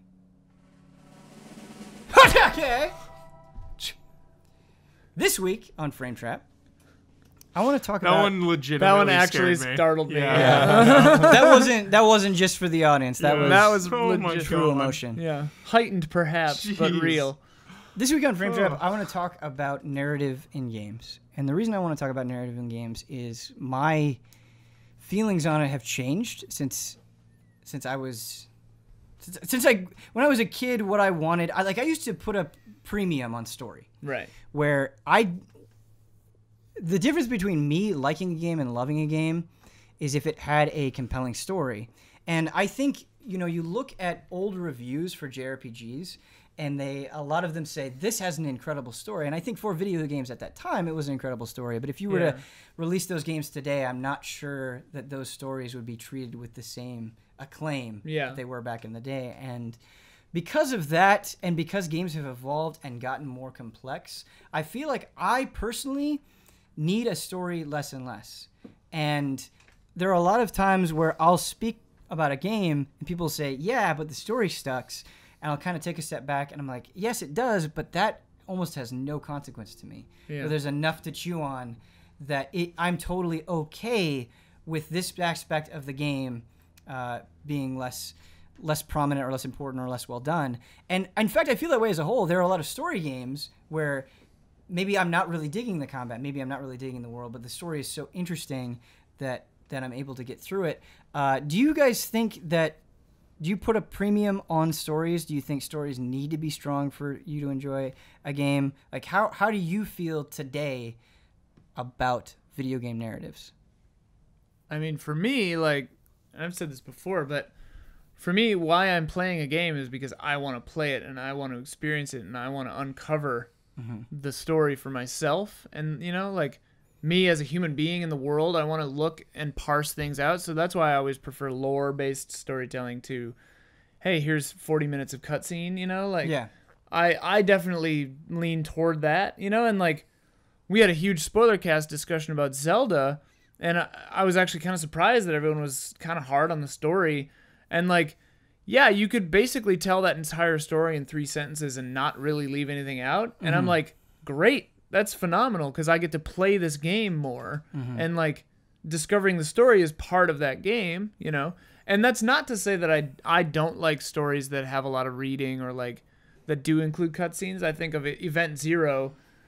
The gameplay of that game is kind of parsing out the story, like coming and figuring out what happened, what's going on, and you're talking through text with a computer for most of the game, And I love that, because I'm the one driving it. I'm doing it, So, and then like, that the flip side of this is, What Remains of Edith Finch or Dear Esther and stuff. And I love games like that too. I just have to be in that headspace going into it, But it seems like you put a pretty high value on you having, like, something that you like about Zelda is that you have control over how you're consuming that story. Yeah. And that to me is huge. It's not being spoon-fed to you. Where like, if a game is a linear game, I mean, the easy example for me is like Last of Us or Uncharted or whatever, where it's like, these are well-told stories told in a fashion that isn't my favorite, Like, I would prefer, like, I would love Last of Us and Uncharted if I never had to shoot or climb anything, if it was just a walking simulator,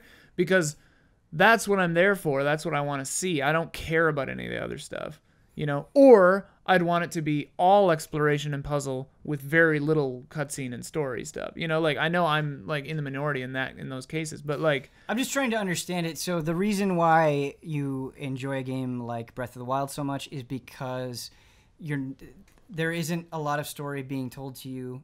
Most of the time you are just free to explore, free to figure things out. Whereas in The Last of Us, because the story is so prominent, you wish like the combat scenes annoy you? Yeah.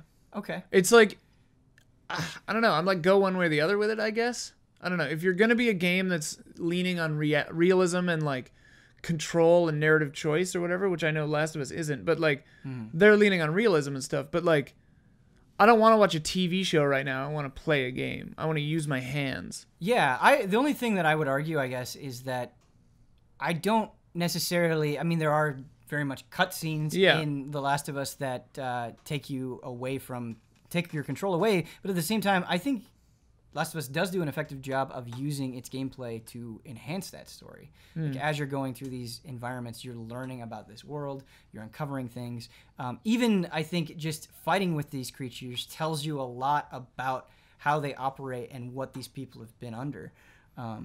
Yeah, and you like when Ellie fights or when Joel fights and how they work together. Right, and how different they are from each other. Exactly. in a JRPG, I need a really good story if I'm going to stick around for so long. Like, that is it. That is the one and only genre where it is like, I need a story. Period. Why? The commitment, the time commitment. I see. The 90-hour, 80-hour, 70-hour thing. Like, give me some characters I can relate to. Give me some motivation to keep playing, to grind away, to play this game. I think the big thing for me, too, also is when it comes to direct storytelling, like something like Last of Us, I think you get stronger characters that way, you know? And I think that's why I don't connect as much to the Bloodborne, Dark Souls style of storytelling, because the world and everything is cool, but I never find any characters to fully latch on or relate to. And I think if, like you're saying, a middle balance, if we could find some middle ground to kind of let the player uncover and unearth and kind of get it themselves instead of being tugged along or given a cutscene or what have you, I think that would be great. But I just find myself like connecting so much more to characters in direct stories, and that's what I'm there for. I'm not there for the plot or the story as much as I'm there for, I want to relate to a character. I want to be attached to a character. So I got two questions real quick, just going back to the JRPG thing, and just because of the time commitment, you need something to pull you through.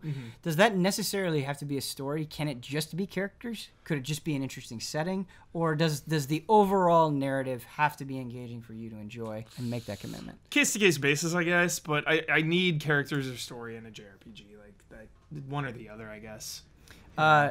Talking about the Soul series and how you prefer, but I love it too. I respect both sides of the coin. Right, 100%. I would love both sides of that storytelling. I just, at the end of the day, like if I'm attached to a character, then I'm so much more into your game. What you were saying made me realize what I was trying to say before is that kind of two things. Like about characters and stuff, I completely fully agree. For me, I don't connect unless I feel I've earned it. Like, and to me, that I feel I've earned it if I've uncovered something. Like if I've looked through something, but like Zelda does this in a cool way sometimes with characters where the character says this one thing, but then you read their journal or whatever, and you're like, oh, this is where they're coming from. Like I like that kind of stuff because it was on me to go and find that, you know. Whereas I feel like, you know, I could do whatever in Last of Us and I would get the same character moments. I didn't earn it. Yeah. And then, but even though it's their story, though, even though it's the story of right, Joel I don't and want it to be their story. I want it to be yours. My story because I don't care about Joel or Ellie because I didn't earn it. But also, like the other thing to me that what I was trying to say before about is, for me, a game has to be a full package. The story can't break the reality of your game, and like. Again, I'm leaning on Last of Us, but like Last of Us, like I have to be silent, but Ellie can run around and hit cans and stuff all over the place. Like I can't take your story seriously in a game where that's happening. I just can't. Like that's just me. That's a me thing, not the Last of Us thing. That's a me thing. Yeah. But so, like that kind of stuff. Like if you're presenting me a reality that is broken, I'm not going to allow you to try to pretend to be this super real reality. You prioritize context over player convenience? Yes. Like, the form is the function. Otherwise, it's, why am I doing this? For me. Because, to me, I don't know if I would want to constantly deal with the AI making a noise and uncovering my position. Like, to me, that would make the game you know the solution for that? Insufferable. You know the solution for that? Don't have an AI companion. Sure. I can see that. In a game where that is a factor, don't do it. Sure. Like, don't break your own reality. Blood, how do you feel? Yeah, I mean, I think a lot of the time for me, it's. I look at story in games. There's a lot of other aspects of games where, you know, it's what is this game trying to do? What is important to this game, right? And so that's why it always, like I can't wrap my head around people that, you know, don't want to play Mario because it's the same story over and over. And I'm like, yeah, the story does not matter in Mario. Yeah, like Sunshine. I don't even Sunshine. know. Like it's like they just throw something in the beginning of that game just to have something, and like, okay, go to all these different places. I would love a Mario game or a game like that where literally the story was get to point B. Right. Like, that's the story. Like that's what they say. Just go to point B. Like no pretending. So, but but at the same time, like, yeah, there are certain aspects of those things. Like I know everyone like chuckles at Jones for like Bloodborne and stuff not having lip sync, but it's like I could just, that is like when you're interacting with characters, like I do see the validity, and like if this was like a more realized character where like you could look at Patches and kind of see like the little smirk in the side of his lip or something, and like this guy something.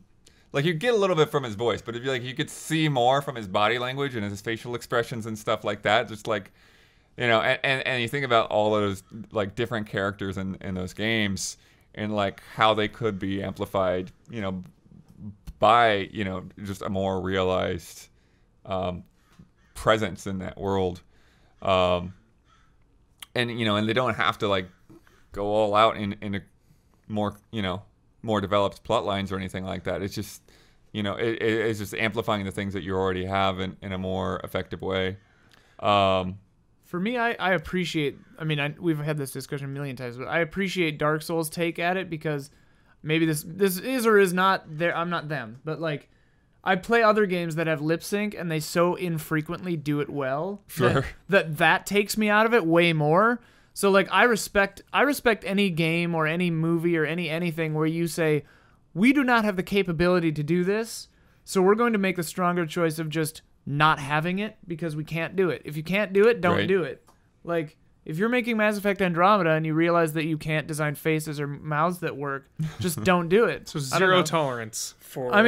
Not zero tolerance, but I have like, the Jones lip sync argument. Like I've been taken out of stuff way more, even Nier Automata or like any game where like a character's face looks weird while they're talking because we don't have the technology to appropriately make human faces. But I think yet. for me, it's not so much just It like takes me way out of about it. lip sync and mouths moving. Yeah. Is like, this character just kind of looks like, just like a doll in a sense. Like it doesn't In some really cases, express literally. itself very much. Yeah. So I think like even something like, really basic and old school, like, Final Fantasy sprites hopping around and doing, little sweat bubbles and stuff. Yeah. Like you get a lot of expression out of that, where sometimes, I look at a Dark Souls character, like everything is in the voice. And this person is just doing, kind of, the basic wooden gestures. Yeah. Or they don't, most of the time they don't even move at all. Yeah. I completely agree with everything that you say, but the only thing that I would argue is the voice actually compensates for a lot. Oh yeah, for sure. Because those, like some of those voices in that series are just so well done. Yeah. Just so the laughs that they do, especially. Yeah. And I think for me, that like I'm playing Life is Strange right now. I'm on episode 3, and I'm loving it, but especially now, it's not a great looking game, and the lip syncing is pretty terrible. But how these characters are presented, because you get to explore their spaces so much and get to know them so well, like it's easy to eventually let that stuff go. Yeah. And sometimes I wonder if these things are issues when we think about them more than issues in the moment. And does that matter? Is that an important distinction? Well, I just had a thought while we were talking about this. Like, I almost wonder, literally, I just thought this. I wonder if in Souls games they made the choice to have characters that don't express very much and don't move very much, because the voice acting generally, like, I feel like the direction for almost every character, results in a character that you don't know if you should trust or not, and they don't want to tip your opinion one way or the other by giving them facial expressions and stuff like that. So I wonder if that's just part of the player agency thing, where it's just like you choose if you trust this person or not. I wonder. I don't know. It's just a thought.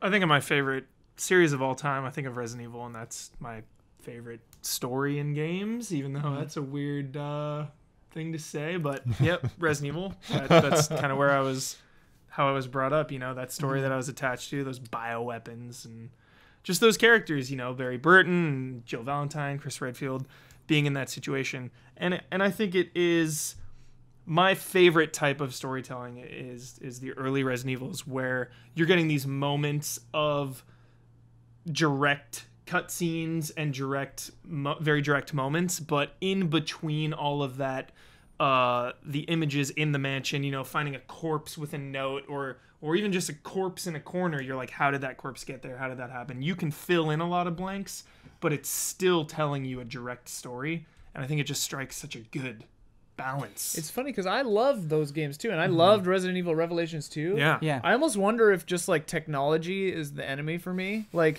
because we're getting into that point where you can put like a Pixar movie inside of a game, you know, that they're making them longer. Like maybe I just don't like long cutscenes. Maybe that's what it is. Something I feel like long cutscenes have gone away though. Like I can't remember. Metal Gear Solid 4 was like the end all tipping point. Yeah. One thing that I really don't like, even in games that I otherwise love, is like in Prey, for example, the emails, or even in Resident Evil, like really long notes. There's something about just having this character in this world stop and look at nothing but blank text that really takes me out of it, especially if it's long, because I would much rather have a cutscene and see characters emote, see dialogue, have like when you just take me and you just put me in front of text in an otherwise well-realized world. That's great. That's I don't know.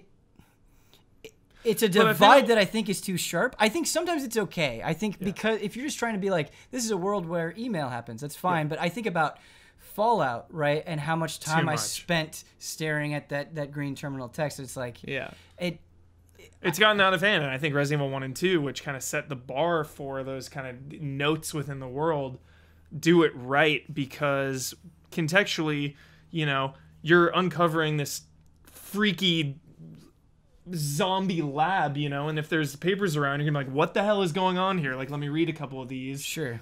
And they did it very sparingly, though. Very sparingly. I think is important. They're not too long. Like, I remember one early on in 2, it's like kind of what the police have been doing during the outbreak, and that's really cool because they're like, yo, the chief didn't want all the ammo in one place just in case it got compromised, so we put some in here, we put some ammo in there, there's some in the safe, the code is this. So I feel that's an important thing, because like back in those days, almost every note that you read either advances the story in some pretty pivotal way, sets something up for later that if you have that context will be really good, or is a direct gameplay thing where it's like, hey, here's the code. Ammo, letting you know the ammo is in this building and this building, here's why, and here's the code. Like, I mean, I think that, that device is, I feel, super hard to get right. Yeah. Like the whole diary audio log thing, it's like audio logs are hard, like it's like one of those things where you say where it's, you know, it's probably more of a problem when you think about it than in the moment, because I mean, like literally, like what's happening here? Somebody's like ripping pages out of their diary and stringing them along like breadcrumbs, and like why would this?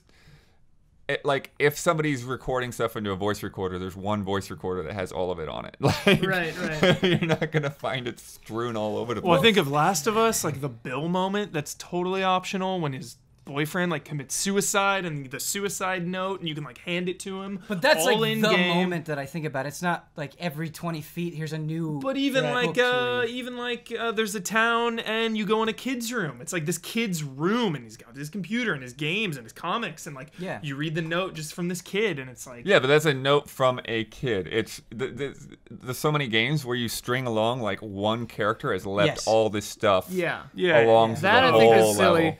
Also, it's weird if emails are prevalent and really long, and you're in a situation where an alien could be a coffee cup right behind you. Like, you're not realistically going to stop and read that. And I think like the balance is that it's your choice to read it or not. You know? And I think that's balanced out in games where it is just like a side thing where it just gives you some detail that you don't need. But it where does it gets eat tricky, away at me where I'm like, is there part of the story that I'm missing? Where it gets tricky if it's like Nier Automata. If you don't read some of these things, you do not understand the story. You know? Sure. Yeah, I mean, and the same thing goes with similar devices to books. Like if you look at like Skyrim and The Witcher, like I feel like Witcher just like got that length right, because like even though there's a ton of books, it's like, okay, I can stop, I can read this real quick, I got it, I got some extra lore, whatever, I don't need it, but it's there. Whereas like Skyrim, I'll open up a book, is like, Yes. What the heck? Yeah. I'm never gonna read that. The old Myst games, some of them were so intense. I mean, like, that's part of the stories that they're writing these ages, but like some of them you would read for like 10, 15 pages, and like 20 pages in, the answer would be in there.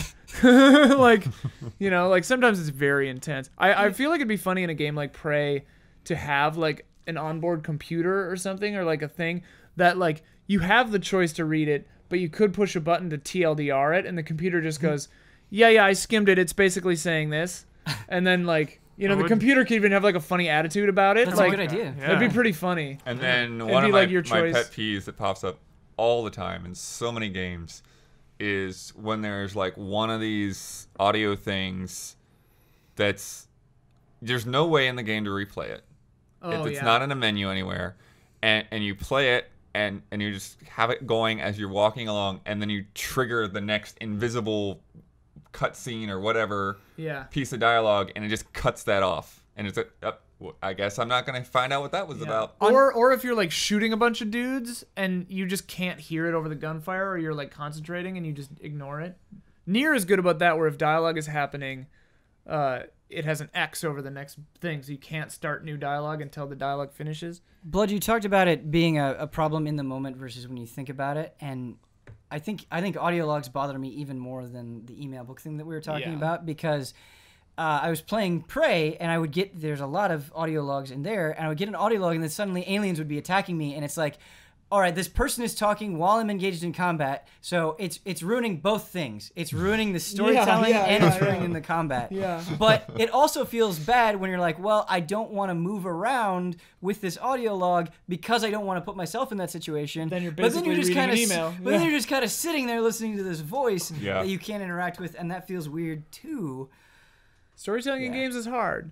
That's why for me, like, lore stuff is my favorite way, because you can look at a thing on the wall and be like, oh, I wonder if that means this. And then, like, you can read an item description and be like, that's a piece of this puzzle, you know? It all comes down to game trailers 2 years ago when Bloodborne and The Witcher were pitted against each other. And I think, you know, me personally, I love both sides of the coin. You know, I think of Bloodborne and I think of that journey. But I also, as time goes on and days go by, I just still yearn for conversations with Olgierd von Everick or Yennefer or Triss or all of those wonderful characters in The Witcher. And The Witcher is such a direct story, but it's like, I have such an emotional investment with these characters still to this day. The dialogue in those games is amazingly well written. It's so good. Huber, you bring and up like you bring up an essential point, because you're talking about how strongly connected you felt to the world of The Witcher, how well written it was, how much you loved those characters. Mm-hmm. I agree with you, and that is why I think with these notes things that we're talking about, there's two ways that you can feel. One is bad and one is good. It's bad when I feel compelled to read the notes because the story isn't grabbing me and I'm like, am I missing something? Mm-hmm. And so you're kind of desperately clawing. Whereas in The Witcher, it was like, I love this. I'm happy to learn more. Yeah. I'm happy to sit here and read this because you've already done such a good job of drawing me in and you've created that hunger. Mm-hmm. And I would argue that Souls has done that for me too. Yeah. When I encountered like Gwendolyn or who are you? Like what is happening? Right. Yeah. The Maiden in Demon Souls is like I want to know more because you seem so alluring. Yeah. I mean, it's like if you put Bloodborne gameplay into The Witcher 3, like game over. Like for me the dialogue wasn't the problem in Witcher, you know. And you have a little robot that gives you two. But do you like the storytelling in The Witcher because it is so direct and there are long cutscenes? Yeah, because I was in for that. I don't know. Mm-hmm. So I think there's also a level of agency in The Witcher too, because like there's a lot of choice. You know, I mean, there's only going to be so many outcomes, but you know, there's a lot of choice in how you handle those situations. And you know, like I remember, you know, when we were talking about our endings, and like, how are you okay with that, Hubert? You know, I'm like, dude, I'm okay with it. and even like who Geralt is. I think it's a really interesting like mix of that, like, you know, like he's not a blank slate, but you actually get to direct what his personality is like through those different options. You know, it's like what is it? One of the first witches you come across when like she like brings you out to the field on that picnic and tries to seduce you. And, yeah. And it's like you can go along with that, and you're just like, no, I'm taken. What are you talking about? Yeah. You know, and just The Bloody Baron. Yeah, Bloody Baron. There's so I did like that. My many Geralt was very characters. like direct, and neutral. But it's and I think comparing the Geralt to the Persona 5 protagonist, the reason why it works so well and why it's done so much better in The Witcher is because regardless of the path that you choose, it still feels true to this defined character. Where it's just variation. Are you saying that's not done well in Persona 5? Well, in Persona 5, I don't think it's done as poorly as there have been some conversations about, but I think in Persona 5, it's this weird middle ground of you are an avatar, but you're also a character. Whereas I feel like in The Witcher 3, you are a character that you can shape. But regardless of the choice that you choose, it doesn't really seem that outlandish for who that character is, his history, what he's going through, his outlook on the world. It all feels consistent, even if you choose a different choice each time. Well, this is for me.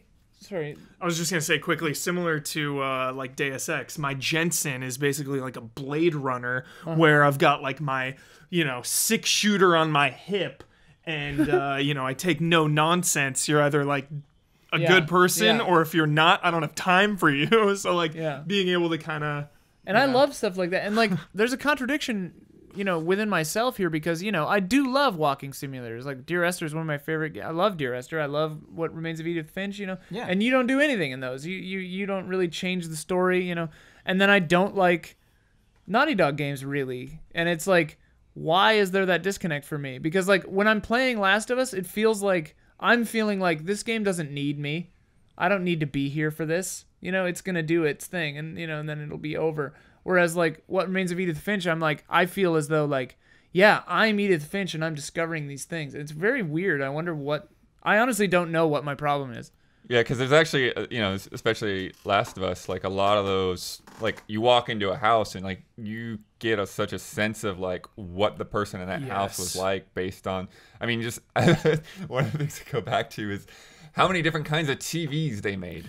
Yeah. Like this guy's got this kind of TV, this guy's got an older TV, ERT. this guy's got a huge thing with a sound system and a bunch of DVDs lying around. It's just seeing dead people in bathtubs or beds and like, peaceful, not peaceful, murdered, suicide. It's Well, you were talking about Unfinished Swan versus Edith Finch, and why Edith Finch I think left a much stronger impression on me is because in Unfinished Swan, I feel like I was kind of shuffled from one gameplay sequence to the next. Yeah. Whereas in Edith Finch, the key thing to me is before you go into those gameplay vignettes, you explore their room.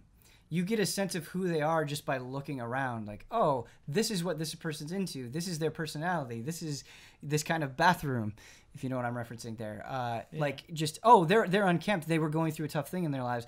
To me, having that be the glue between all of those different sort of mini games was like the heart of the whole thing. That house. Yeah. Sorry, I feel like I derailed us there. No, I was just thinking about how many people are going to be mad at me for this. But it's a case-to-case basis for me, I guess. Yeah. Yeah, like JRPGs. You're just someone who's sharing his opinion. People might be Yeah, mad it's at all me, and like I need a good JRPG story. I'm not gonna sit there for 50 hours and or 120 hours. Like you getting through battles is rewarding as well because I'm progressing stats, but I also have the story to back it up. It's like, all right, I got through that like boss, got through that trial, that grind. Well, and like for me, a lot of video game characters don't grab me. Like a lot of writing and movies too. Like it's hard for writing. Like for characters, for me to think that they're well shaped enough for me to grab onto them. That's my weakness and my strength. I love every character I can get behind. I want to challenge the JRPG thing. I want to throw something at you. Okay. Where the reason why I could still enjoy really lengthy JRPGs, even if I didn't give a damn at the story, and it's because if the battle system is made well enough and the fights that they put you in are are harrowing enough that to me became the moments that I latched onto. Again, sort of that, and this is an element that we haven't really talked about, that personal storytelling, where you have a moment happen to you. Let's say you get through a JRPG fight with 1 HP left, Right. and you got lucky because they missed and you created all of those things. To me, I'm excited to share those moments just as much, if not more oftentimes, than, oh my god, I can't believe this thing happened in this game. If you played this game, the exact same thing would happen to you, whereas that moment, that fight, the way that it play out, they may not have happened to you. How many of those moments happen in a 70-hour JRPG? It depends on how well it's crafted. Totally, whereas, totally. whereas like Xenoblade Chronicles, which does have a really strong story, and Yeah. I like the characters, putting that aside, the way that it constructs its world where, like, hey, you're in a place, maybe you'll run into a bunch of enemies at the same level, and then in the middle of them, there's a level 95 dude. Yeah. I have a ton of moments like that in Xenoblade. I'm thinking about my stream where I go into a fight thinking I'm just going to fight one thing, and then suddenly all of this stuff is charging in. It has happened constantly. Nice. And so I think it just depends on what the game is. But to make this into a question, you were talking about agency and how important that is to you. Yeah. Do you think personal storytelling matters more to you? How much do you think about it? I mean, I'd much rather hear... I'd rather hear you talk to me about, how you got through a segment, or like Portal 2 or Portal 1 or something, where it's like, yeah, I did this crazy thing and I thought maybe I was breaking the game, or like Shrines in Zelda. It's like, yeah, I did this thing with Cryonis that I was like, probably you're not meant to be doing this, but I did it. And I'm like, that's really interesting to me. Whereas like, oh yeah, it's winter now and Ellie has to find Band-Aids. It's like, okay, that happened to me too. Dude, when she kills David, that moment, man, like brutally murdering him, Joel finds her, like, right, but how is that not a big moment? No, it's great. I can talk to you about that in the same way I could talk to you about, oh, this cool thing happened in American Gods. But, we have the discussion, we say, yeah, that was rad.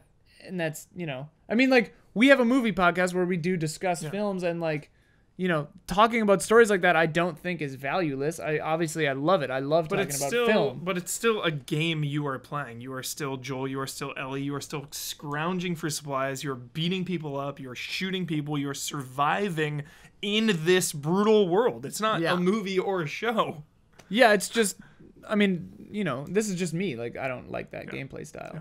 But like, we will always agree to disagree on this. I mean, the thing is, like, to me, it's not an argument. Like, I'm not arguing that Last of Us is bad. No. I'm just saying I don't like it, because it's not my style. But like, yeah, I definitely think like those moments are where video games shine. Like, to me, that's, I mean, not the point of video games, but like a amazing, beautiful thing in video games is the consequence of video games. Right. It's like where things can happen that aren't structured in a way that they're the same every time. Yeah, and to you, that's Last of Us is kind of like that, which I totally get. But then, like Bloodborne, you're gonna have moments that only you have. Right. We were talking about those things that take you out of it when you don't see the mouths move in Bloodborne, when you see the bad lip syncing. When there's a box of grenades that clearly has a bunch of grenades in it and you just can't take anymore for some reason. Sure. all of those little things. To me, what shatters that glass of immersion where I'm not just Ben with a keyboard and mouse or a controller anymore, like I'm in the game, are those moments where I'm like, whoa, I cannot believe that happened to me, and I feel like that only happened to me. Right. Like those moments. Those are, I think, the best video game moments. Yes. Like, a video game is hugely successful if that happens. Where it's like, I need to tell someone about this because no one's going to believe me. Yeah. I need to tell Alexa what happened. I can't wait to talk to my computer about this. She's going to be thrilled. You said it was easy to speak in hyperbole, and it is. So I question myself saying this, and I don't know if our audience feel the same way. This has been one of my favorite HOTTAKEs. I've liked the back and forth. When you get Ian and I talking about story. We're on two ends of the spectrum here. Yeah. To me, this but was I a don't lot more think interesting than I was expecting. I don't think either of us is wrong. Mm-hmm, I agree. Yeah. I'm looking at the clock, however, and realize 4 hours. We do have other commitments that we need to get to. And so, which you will not make. Right. Even Huber won't make. I just texted Damiani. I was like, I'm gonna be late. Okay. Yeah. Yeah, I'm not. I said still starts filming. in 5 minutes, and you're. Yeah. Between 20 and 1 hour away from your house. But I do want to get to some emails real quick before we close out the show. At 3 hours and 17 minutes and 45 minutes. 5 hour frame. 5 hour frame trap. So much for that shorter episode. Shorter So much, yeah. We went in thinking it was Yeah. going to be a shorter episode. Did not happen. I just feel like though. We got to talk about fewer Sorry, games. this HOTTAKE. It's just Probably with like the Dark Souls style storytelling. I just find it so hard to like a character, Ian. You know. But I mean, think about Lautrec or whatever. Like, someone who, Totally. you make the choice to free this person, and then they kill other NPCs, and Yeah. that's your fault. Yeah. Like, And, that means more to me Yeah. than like, oh, I hope Drake and his brother get along. And I think of like Oh. Sir Alone and just like him Yeah. sitting in But the I think, room. but again, is- I think it like if all of those characters were even more developed, like would mean more. Like if it wasn't just like, oh, this is my pyromancy guy. I mean, I hear what you're saying, but I wonder. Like, I honestly don't know. Like, it's like with the Joker, where it's like, if they explain his backstory and they're like, here's the 100% canon backstory, it's gonna take some stuff away. Yeah, I like that's why I like both sides, because like all these Souls characters are so mysterious, and I accept that. I'm like, well, Sir Alone, you're a badass. I don't know why you're here. I don't know what your deal is, but you are amazing, and I love you. But that's all there is kind of to it. Hubert, I'm sorry. no, you are amazing and I love you, but we have to move on. We have to move on, okay? Oh man, I was just about to start a sentence with, Yeah. maybe this is reflective of my worldview. Yeah, we have to move on. We have to move on. You're all amazing and I love you, but we have to move on. All right. Our first email comes in from Alexander. He says, meaningful rewards. I always try to pick emails based on the panel. like that. Yeah, that's why Yeah. that's why I picked it. Wow. Hi, allies. What are your favorite in-game rewards for completing some optional activity? A powerful item, a significant piece of lore, a cool-looking costume, beautiful cutscene, or something else? Is a great reward enough to make up for boring and repetitive side activities? No. The Magnum in Resident Evil. You have to find all of the crests. Yeah. Once you get all the crests, put them in the little gravestones. Resident Evil Remake, you get the Magnum. Strongest gun in the game. Yeah, I like getting a usable item or a really cool lore piece that maybe like makes me reconsider some other things, you know? Like inside, you know, the secret ending, which you could even view as like a joke ending, but like it adds this other thing that you're like, oh yeah, that's an interesting thing to think about. It's not a gameplay thing or anything. It's just like, so I think like either a super cool usable item like that or a really interesting, either just another take on it or a piece of lore is really interesting. But I don't think anything makes up for bad design. I don't know if this counts, but just because it's been on the brain, I love social links or confidant relationships in Persona because they are totally optional side activity things that you can do. But I love the concept of being like, I like this character or I like this story, and so by doing this, I get to learn more about it. Yeah. I have to work on my character to get the whole scene, and I'll still get a sense of this character even if I don't do it. It's not like they're completely absent, but I just get to invest in it more heavily. I think Well, and that's it's really your cool. choice to invest in it, and you're rewarded for that choice. Right. Yeah. Because it follows your interest. We have not talked about Yakuza 0, so I will Yeah! right now. We did not talk about Yakuza 0. Coming at the end today. Yes, Yeah. saved it. Nice job. Of the real estate. Some of those side stories. This is entirely optional. And I didn't even finish the whole thing, but I did finish a couple chunks of it. And the reward and the interactions for going through all of that were some of my favorite in the game. Not even like the full payoff, just like I did an episode on side quests and the sushi chef. You go to the sushi restaurant in the game, and the more you go, the more the sushi chef opens up to you, and he's talking about like his legacy, living in his father's shadow. He just wants to make the best sushi. You can go out and fish for him, like go to the docks, give him some fish. See, I love stuff like that. Yeah, this is all optional. And what's so great about that is you can go into all of these places. You can go to a bunch of places to get food to increase to heal you and all that stuff. You can go into the arcade, do all these little side activities. You can go and bowl. And if they didn't have these side stories, if they didn't have these moments with these characters, the world would feel so much more artificial. Totally. But because you can go, like, because you have these stories, that has an effect on everything else you do in the game. Suddenly going to that forest to get that healing item feels like a little bit better because you know these stories exist. The sushi place felt like my spot within the world of Yakuza 0. It's like, yeah, I'm gonna get some dinner.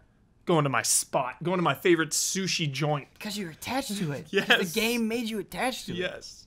Daniel Bloodworth, favorite rewards, meaningful rewards.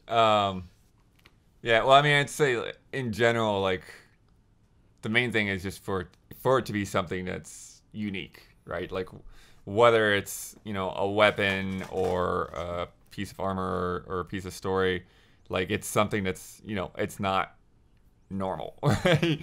To where it's like, oh, you know, this is just another gun with some different stats, like, I don't care. But if it's like, you know, some crazy gun with a, you know, like shoots lightning or something, it's like, oh, okay, this is cool. I've not seen anything else like this in the game.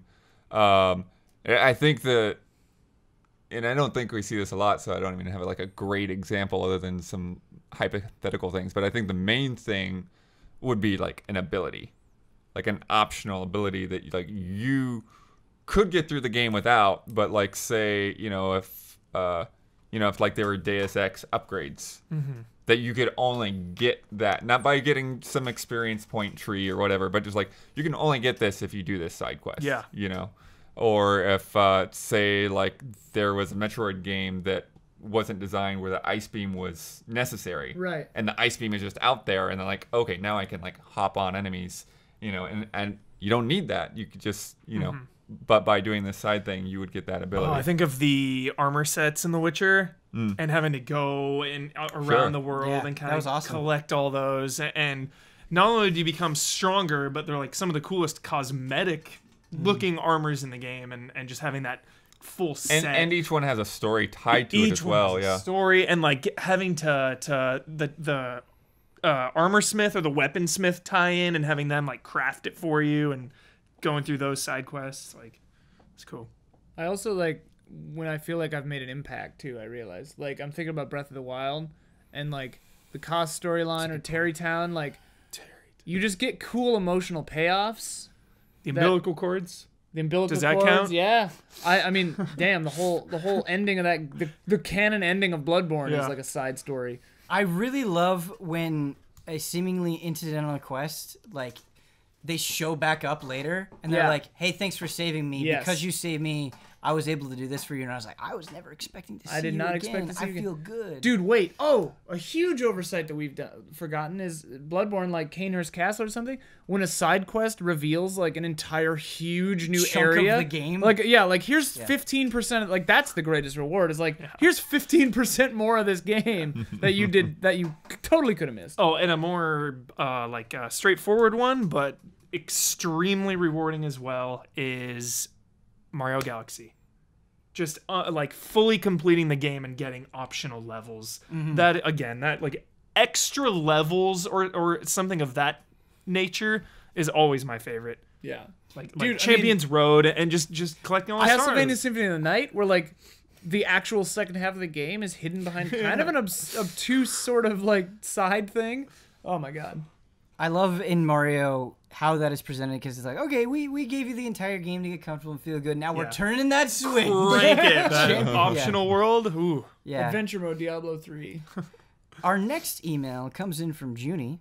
It says, hi Ben, hi Rest of the Allies. Do you think knowing a game or movie's general reception, Metacritic, Rotten Tomatoes, any sort of score beforehand is a spoiler in and of itself? If you know a movie is supposed to be good or bad, wouldn't your experience be better affected? Wouldn't your experience be affected knowing how others receive it? Love this question. I think it does have an impact subconsciously for sure. I try to avoid even Rotten Tomatoes scores. I'll never, ever in my life read a film review before going into a movie. I don't want that person's thoughts attached into my brain. The same with a game, too. I want to play the game first. That's why I'll, beat a game and then watch a Ben Moore special. But I do... What, is the Ben Moore special... Just a review. Oh, okay. I think it does have They are special. Have an impact. Thank you. I'll definitely just to like respect my own time, I'll look at a score from a trusted reviewer, like AV Club I look at for movies a lot of times. I do the opposite of what E-Online says usually. But like, I'll do that, but I won't read anything. I'll just say like, okay, they gave it a B or an A, and I'm like, okay, it's worth seeing. Like Rotten Tomatoes, it's above a 70. I'll see it. Yeah, if I'm like if I'm on the bored fence, or if like I'm totally on the fence, King yeah. Arthur, perfect yeah. example. I love Guy Ritchie. I was like, it could go either way on this. Let's see how it shakes out. Right.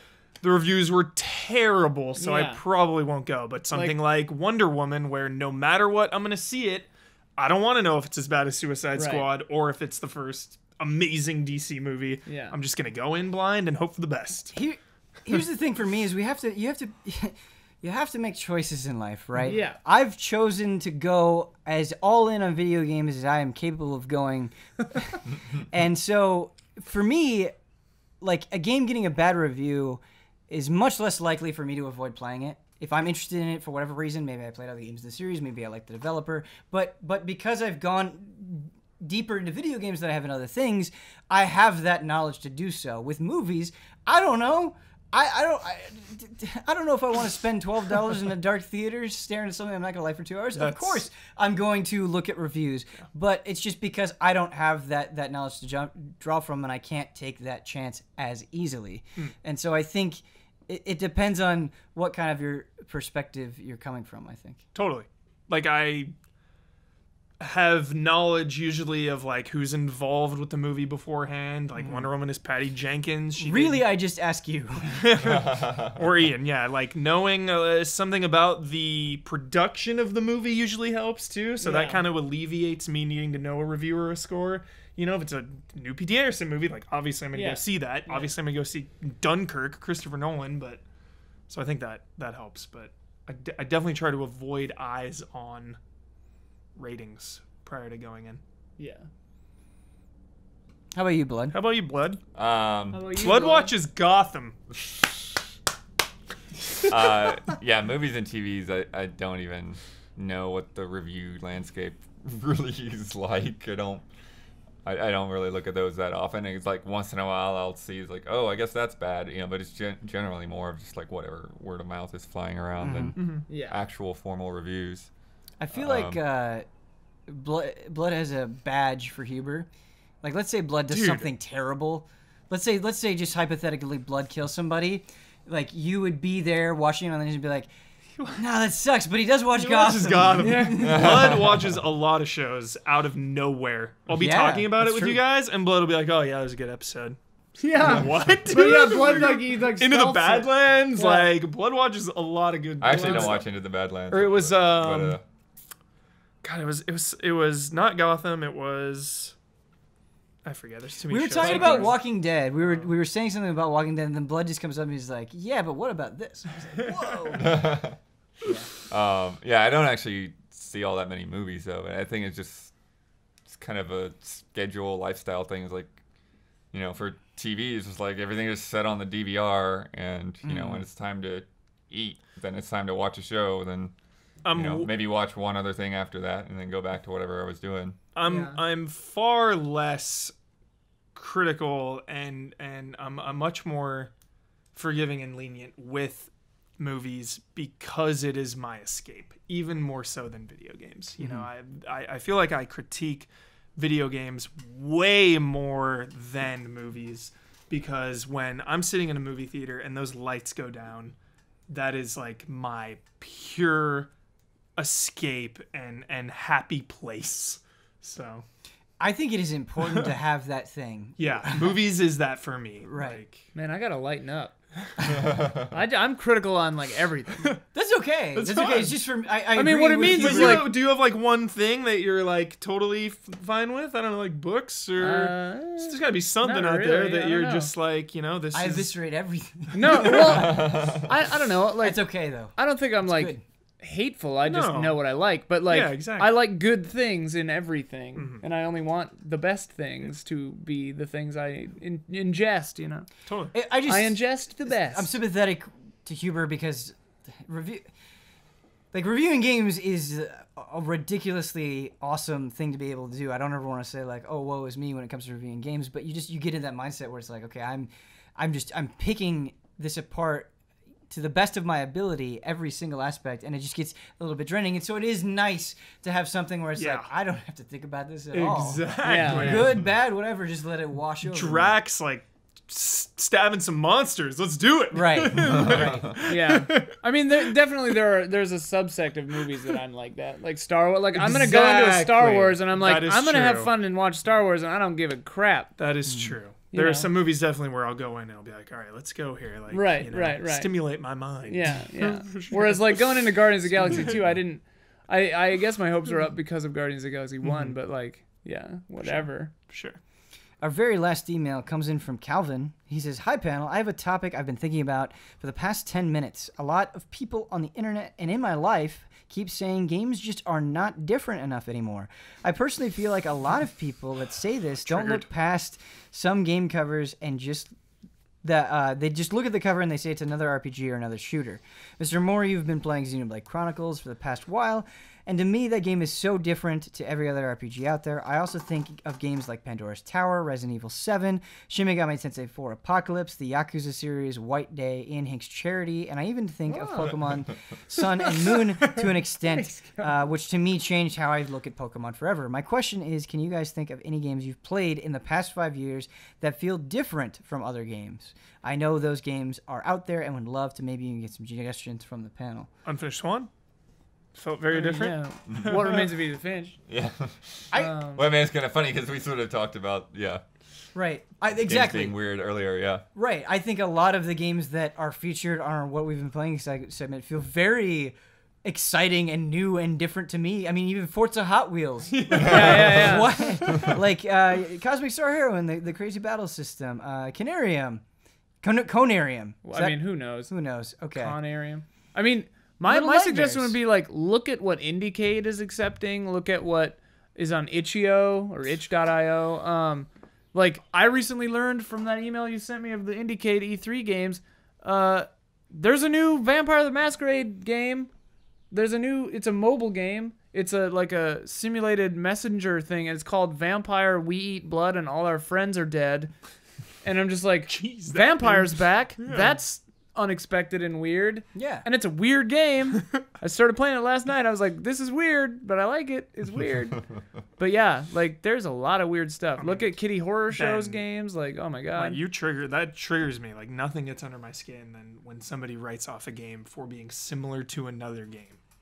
You know? Yeah, and I don't even That think it's really gets me. It's like even broader than that, where he's saying there's a sentiment that games are feeling samey, and I don't understand that. I don't know how you could look at video games right now. I think it's easy for us to say because we're exposed to lots of different kinds of games. I think if you're like someone who has a job unrelated to the entertainment industry and your main exposure is through billboards and commercials and stuff like that, then the commercials you're seeing are for Call of Duty or BioShock or Prey or whatever, and like from the commercials, just judging by the commercials and the covers of these games, because every cover is a dude looking down into the left with a shotgun, right? Like, then yes, I could definitely see you thinking that. But I think that that's just the exposure side of it. Yeah. You know? I definitely, I mean, that's like, it's true of everything in life is like, if you're not exposed to different things, you're going to think that everything is the same. Just look at footage of Nog and try to tell me the games aren't like, what the heck? Or I look at like Game of the Year winners and nominees at the end of the year, and there's always some, Her Story or Papers, Please or Stardew Valley even. Indie games, I think. Yeah, indie games are the salve for this burn. I mean, I would argue that boxed console games have been pretty surprising as well. Nier Automata is very surprising. Different. Yakuza 0 is surprising in a lot of ways. Gravity Rush 2. There are a lot of things that I'm not even mentioning that I'm forgetting. I feel like we might be getting into a period of video games where the mainstream gets weirder again. You know? Because, I mean, it seems like Prey has some weirder elements. Nier Automata performed well, Even Dishonored 2 has some, like, out there kind of stuff. Yeah. And I guess it hadn't ever gone away because of BioShock and stuff. But, like, maybe we're entering a new period where the mainstream can get a little weirder. Who knows? Entering the weird. Like, if Red Dead Redemption 2 is like Red Dead Redemption 1, but bigger and better, is that a bad thing? No, but it's not a great thing. I hope that they change stuff up a little. I'm sure there will be some sort of evolution in there. Like you look at GTA 4 to 5. I mean, switching characters was such a crazy, small but huge thing. We're talking about Red Dead Redemption. Firewater. We're talking about Red Dead Redemption 2, not Red Dead Redemption 7, which is a big part of it. Because to me, Red Dead Redemption, when it came out, was like, I need more of this because there isn't enough of this setting in this. Well, and I never played Revolver, but from what I understand, the jump was pretty significant in quality, right? Oh, yeah. Completely different. Like, open world versus it's almost like Prey and Prey. Okay. It's like, why is that the same franchise? Right. Who knows? Yeah, totally. I think that's going to do it for us. That's going to wrap us up. If you want to send in an email, please send whatever question, whatever burning statement you have to askeasyallies@gmail.com. If you want more of us, go to easyallies.com. There you can find links to our Twitch, our Patreon, our schedule, all of that good stuff. A lot of exciting things happening. Thank you so much, guys, for the intelligence, the commitment to figuring out how you feel. I thought there was a lot of soul searching this episode. We tried to grow, for sure. I'm always thinking about how this show could be better, and I think the biggest disappointment I have with this episode is my own. I think my segment was a little one-sided. I wish I would have made my games a little bit more of a conversation. But I mean, it's tough because you're playing these cool games in Japanese that we haven't played. Yeah. Cosmic Star, man, I want to play that. I want to play Cosmic Star. Come on. I don't think it's a great excuse. I think I could have made it more conversational than I did. But that's the beauty of this thing is we can make it better. That maybe that won't happen. Constantly trying to make it better. Constantly trying to make it better. That's all we're trying to do. Thank you guys so much for watching, for surviving another 3 hour and however long frame trap. This was supposed to be 2.5 hours, but sometimes the conversations just go. We could talk about the Dark Souls characters, I think, for another. Oh yeah. Infinity. Lotric's a great character. You're right. Yeah, for sure. That's gonna do it for us. Bloodwatch is Gotham. Bloodwatch is Gotham. Gotham. Yeah. Until next time.